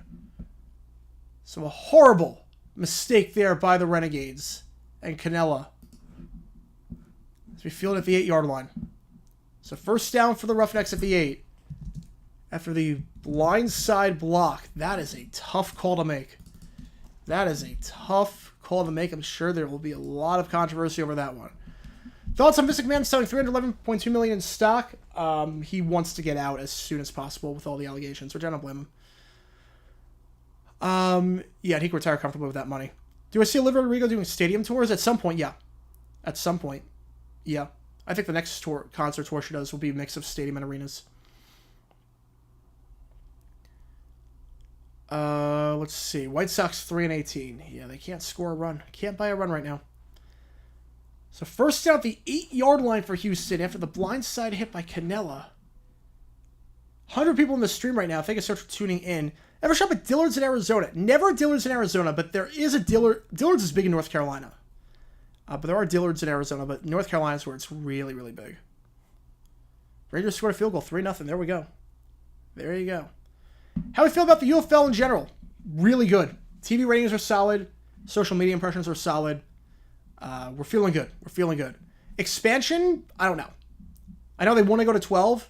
I think we might be putting the horse before the carriage. We need 8 stable markets before we go to expansion. But if it is a TV league, and they do like the regional TV aspect, I think if they do go to 12, I think what it's going to be is they're going to do regional coverage for a lot of the games, like they did last night. Best grocery store of all time is Publix. No complaints from me there. No complaints from me there. Publix is great. I love Harris Teeter, but Wegmans. Wegmans is... I would take Wegmans over Publix. I would take Wegmans over Publix. There's also a really good one on Long Island, Uncle Giuseppe's. That's a really good grocery store. Yeah, Uncle Giuseppe's is really good. I don't know how big that is.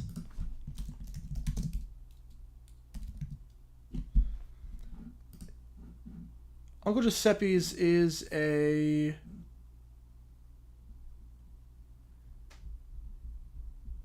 I don't know how many stores they have. It's a Northeast chain, I think. Spencer the Tour, thank you so much. Reps are screwing my Capitals. I hate to say it. I hate to say it. Yeah, I don't have that game on right now, unfortunately. But I'll turn it on after this is done.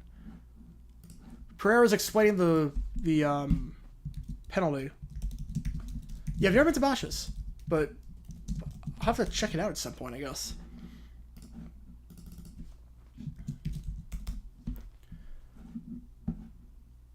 Yeah, Mavs are struggling right now. I didn't win a series and make it to the Western Conference Finals, but holy cow, this is bad. Walmart? No, I don't like shopping at Walmart. Not in a... I mean, I shop there in North Carolina, but I'm more of a Target person. All right, first down the 8-yard line. 17-9 game. The handoff. Pledger with a lot of room in front to the 15, to the 20, and out of bounds to the 22. Boys pushed down on the play after a gain of 14 yards by Tenny Adewuzi. Best helmets in the UFL, Battlehawks. Battlehawks design is clean. Battlehawks design is awesome. I think they have the best helmets. Which we get into ice soccer, but never could. Kind of always prefer soccer rugby over. I mean, hockey's fun. Hockey is a lot of fun. Stressful sport. Very stressful. Yeah, Publix is great. First side of the 22. 2 wide, 1 on the far side, 1 on the near side. Sonnet, handoff up the middle. Nothing doing there. As Pledger gets pushed back for a loss of 1. HEB, I've never shopped there. I've never shopped at HEB. Yeah, Roughnecks are unique. Roughnecks are unique. I'm not sure if I like them or hate them. But they are a very unique design. Very unique design. I want to get a Roughnecks helmet. The problem is that they have the 2020 Roughnecks. They don't have the modern Roughnecks helmet. Or the modern Defenders helmet. I want those. Because the Roughnecks and DC Defenders helmet they have right now are from the 2020 XFL. Second and 11. Play action. Sonnet slant route. Caught first down on the play at the 34-yard line. Gain a 13. Kiki Chisholm, the second grab of the day. Baseball fan? Oh yeah, I love baseball. I have D-backs season tickets. I go to a lot of games. I go to like 45, 50 games a year for the D-backs. Are the Caps becoming the Steelers in terms of being an undeserving playoff team with an old legend on its last legs? I mean, the Penguins are also in that mix. Penguins are in that mix. Yeah, but I do love baseball. I do love baseball. No, Islanders played well the second half of the season. Islanders played well. Oh, you worked at HEB? Oh, nice. Let's see. We don't really have a lot of those out here. Handoff. Loss of 1. Then we'll go to Thompson. 6 minutes left. Renegades only have 1 timeout, so not a lot of chance to stop the clock. They got to get a stop here. Do you think they may swap the R back to the Renegade face helmet like they did back in 2020? No, I think the R helmet's better. I'm not a huge fan of the Renegade face helmet that I have right here. I'm not a huge fan of that. I really want that helmet, but I'm assuming they'll hopefully make them this offseason. But they don't make them right now. Brahma's like, I had to make that custom made by a fan. Second and 10. The give to the outside. Not a whole lot of space. Nice open field tackle there. It's a gain of maybe 2 on the play. And that's it. Markel Lee on the stop brings up 3rd and 9 at the 35. 3rd and 7, they're going to say at the 36. Huge play here because if Houston gets the first down, they can take us down to like 2:30. Remember my trip to Texas? I mean, I visited cousins, and I did like Texas. I went to Cowboy Stadium, which was awesome. Went there for a Sweet 16 game. Remember Cowboy Stadium? That was gorgeous. Saw the Allen High School football stadium, which is insane for a high school stadium. It's so nice. 3rd and 7. Sonnet, pressure, gonna look to take off and run. He might have the first. He's gonna die for it. Did he get it? He did at the 44-yard line. First down. First down. But there was a flag on the play. We'll see what the flag is here. As it stands, it's a first down at the 44-yard line. We're going to see what this flag is. Why coach team when you can couch a team? That is true. Why coach when you can couch? Holding on the defense, so 5-yard penalty added to the end of the run. First down at the 49-yard line. It's falling apart right now for Arlington as they could drop to 0-4 and be 3 games back of a playoff spot. It's not looking good. Have you ever noticed when watching MLB games back in 03 and 04 that every crack of the bat sounded like either a plastic willow bat or a tree limb breaking? I mean, that was Fox for you. They mic'd up everything. Conroe, Texas? No, I've never been to Conroe. First, it's at the 49-yard line. The handoff. Up the middle. Goes to Thompson. Really getting him involved a lot in the second half. Gain of 4 on the play. 2nd and 6. So again, a lot can happen, but this is a nice stride for Arlington. Or for Houston, I should say. Arlington Stevens been on the field for a while. They're not going to get the ball back until about 2 minutes left in the contest. They'll have a lot of work to do. Houston's in a very good spot right now. Houston's in a very good spot. Arlington, the defending XFL champions, on the verge of falling to 0-4. I don't think anyone saw that one coming. Second down. Handoff. First down for... Oh, no, Pledger. Wow. It looked like he had a giant hole. That's a first down saving tackle right there. He had a giant hole. Story Jackson keeps it from being a gain of 10 to a gain of 4. That's a tackle you expect a running back to break. That was a great tackle there by Story. By Story, I should say.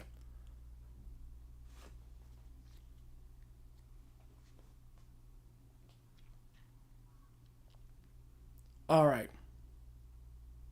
3rd and 2. Biggest thing for Houston in the draft. I am not crazy about the running back situation. I know Mixon, but he's 3rd and 2. Drag route. Incomplete. Huge incompletion. We're going to say he did not control the ball as he went to the ground. Justin Hall. Incomplete. 4th and 2. Let's take a look at this. Hall, did he complete the process of the catch? Oh, that's the Dez play. You know, that's the Dez play. He didn't survive the ground, but that is the Dez Bryant play. That is the Dez Bryant play. 2 feet, makes a football move. That's Dez. You know, if you think Dez was a catch, that's a catch. If you think Dez was a catch, that is a catch. If you think it wasn't a catch, that's not a catch. 4, 3, 2. They're going for it. No, they're not. They're just going to take the delay of game. Man, that was close by Justin Hall. If Dez was a catch, that's a catch. It's identical. It's identical. 2 feet, dives, makes the football move, doesn't survive the ground that way. But when the knee was down, he had to control the ball. Oh, that is close. That is close.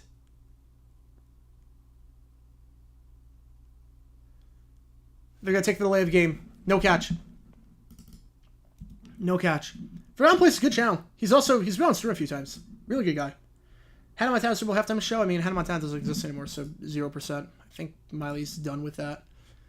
Punt is going to be fielded at the 4-yard line. Arlington ball. Taken to the 15. Got some down the side to the 20. 25-30. He's got a convoy out in front to the 35. Cuts back. Spin move. Down to the 38-yard line. Flag on the play, though, so this one might be coming back. He didn't survive the ground, so football move didn't matter. Yeah, it's tough. Calvin Johnson, would that be considered a catch? I think so. I think it would be. Any dead malls in the Phoenix area? No. I've been to a dead mall in North Carolina, but not in Phoenix.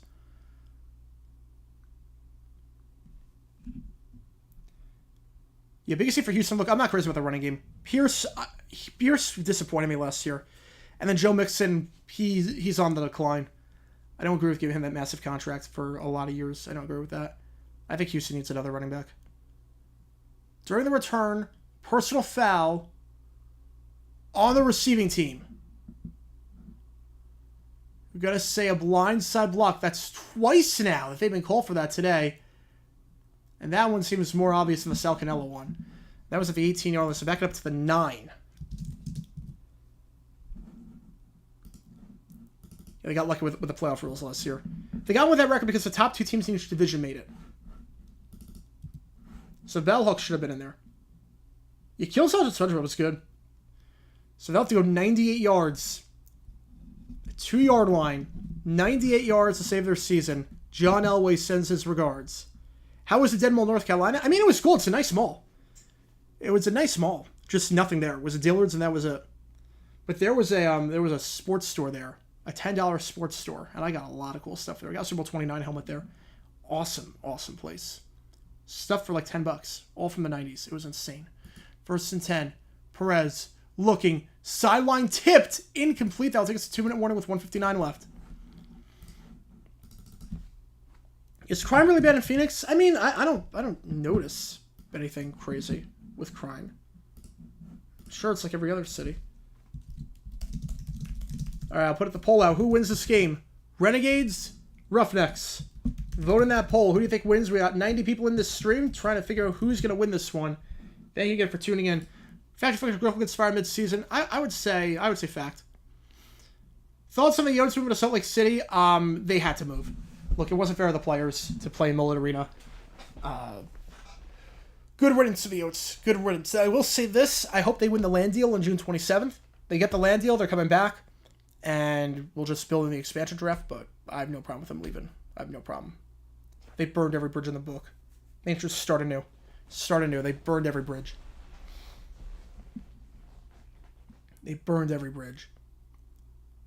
Like, hockey's big in Arizona, but the Yotes are not. Like, youth hockey's growing. Obviously, Austin Matthews, he grew up a Yotes fan. You also have college hockey with Arizona State is massive out here. Mullet Arena's packed for every game. But the Yotes weren't working. The Yotes were not working. Again, vote in that poll. Roughnecks, 67% of you. First time today, people are siding with the Roughnecks. Seemed like most of the poll was on the Renegades for a lot of this. Again, Renegades down by 8. The fast part of Hardware Store, I mean, not even Weird Al can do that. Weird Al doesn't even play that song live because it is too fast. I cannot rap that part. I would run out of breath. I love that song, but I cannot rap that part.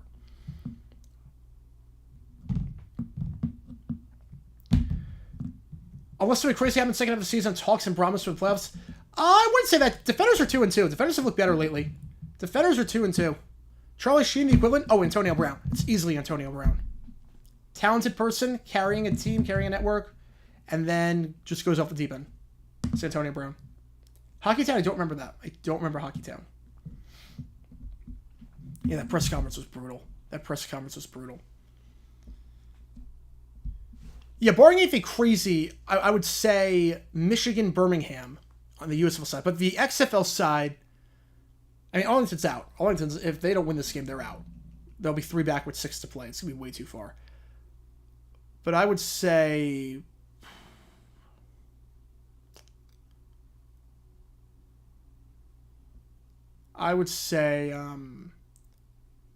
DC's in it. DC's right in it. Equivalent to Kanye for sports. I would also say Antonio Brown.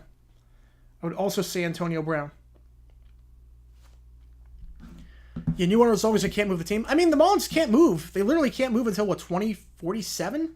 I think that's how long the lease is. They can't move until 2047. Second and 10. Perez fires a middle field ball. Is caught. Regular timing rules in effect. At the 9-yard line, they get some breathing room, but that clock is going to run. 3rd and 3. Like, I think the Marlins literally cannot move until 2047. As at the earliest.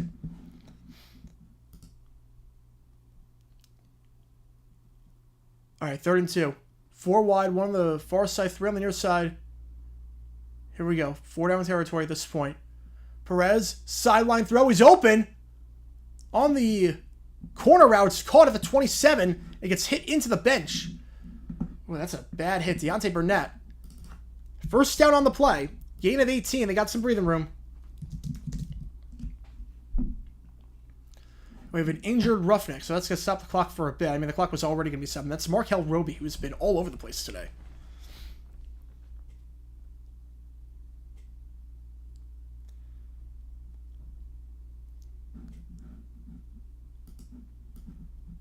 All right. First attempt to 27. Equivalent to Trump in sports. I would say Michael Jordan. Because I would probably say Jordan in terms of, like, Trump started off as a businessman and then became president. I would say Jordan started off as a player and then becomes owner and gets a lot of criticism for how bad he is with Charlotte. Probably say that, like, household name, like you know who he is. And obviously there's a lot of differences, but I would say that might be the closest thing in terms of second act, like, more controversial than their first act. The John Spout, that was a crazy 30 for 30.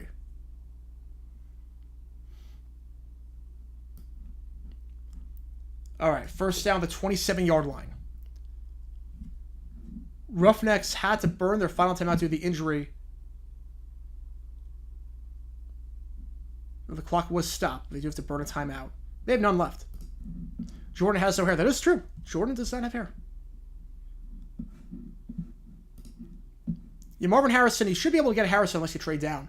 First down, Perez fires the flat. Ball is incomplete. Probably for the best that it was incomplete because that clock would have run and he would not have gone out of bounds.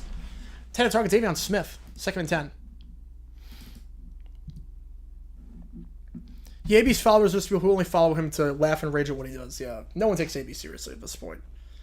AB is a nut. I honestly wonder if the hit that he suffered in that Bengals game hurt him.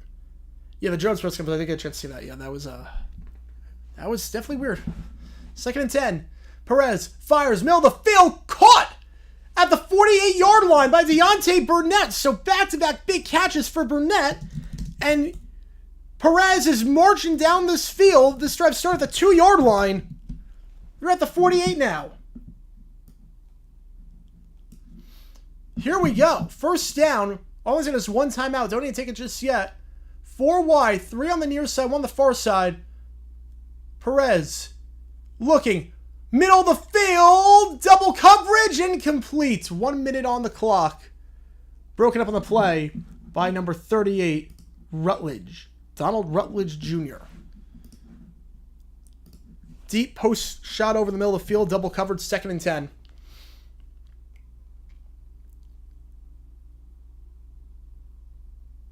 Not the best of throws there, obviously, but looking for Burnett.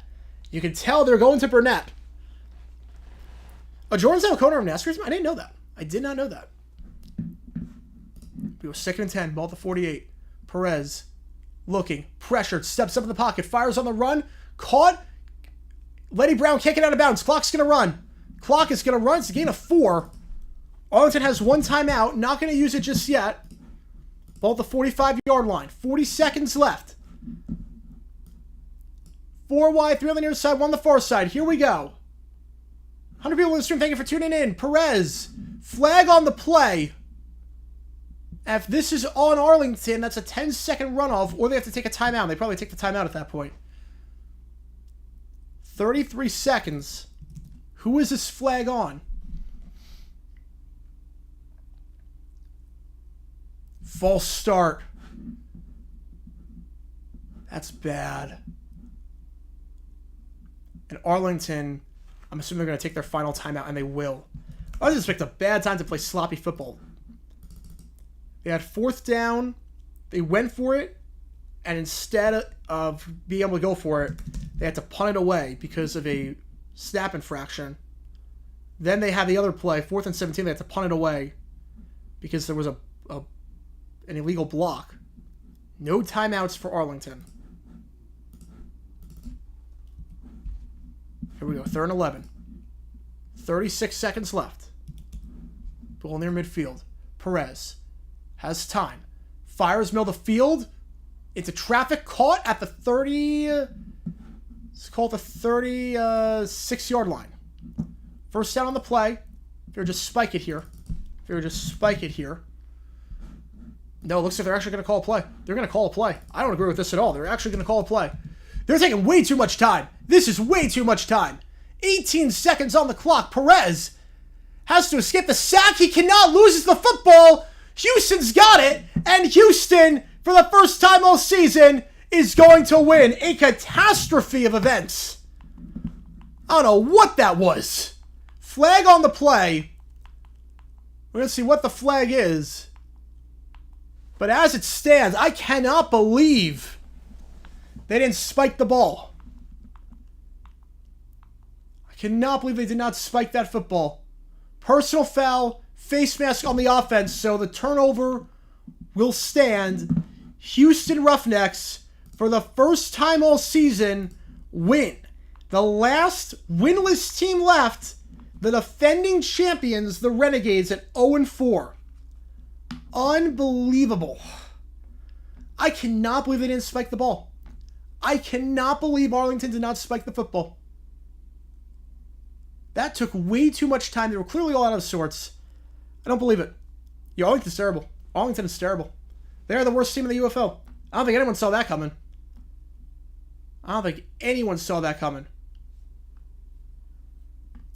Switcher from San Antonio to Arlington, I guess they're the worst team, yeah.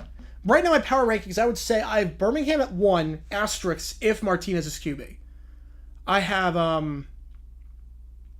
St. Louis 2, San Antonio 3, DC 4, Michigan 5.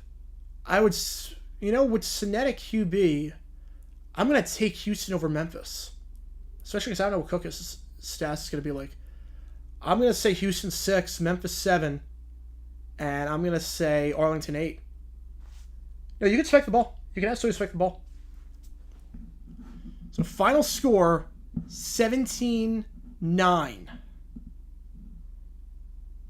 The Roughnecks with their first win of the season. And let's organize these standings. Show you what we're working with here on the side. We're going to show you what exactly we're working with here. So Houston is still in last place in the USFL. So we're going to do USFL standings here, XFL standings here. I'm going to show you what we're working with here. Birmingham is the top. Birmingham is 4-0. Things are looking very good for this team right here. Things are looking very, very good for them. Michigan, after their loss, they're 2-2. They're still all right. Lost. EJ Perry didn't play best. Etley had to come in. Didn't look the best in that game against San Antonio. Memphis 1-3. Bad offensive line play. They have the head-to-head over Houston, but Houston looks a lot better lately with Reed Sinead QB. And then in the XFL side, St. Louis in first. They have the head-to-head over the San Antonio Brahmas.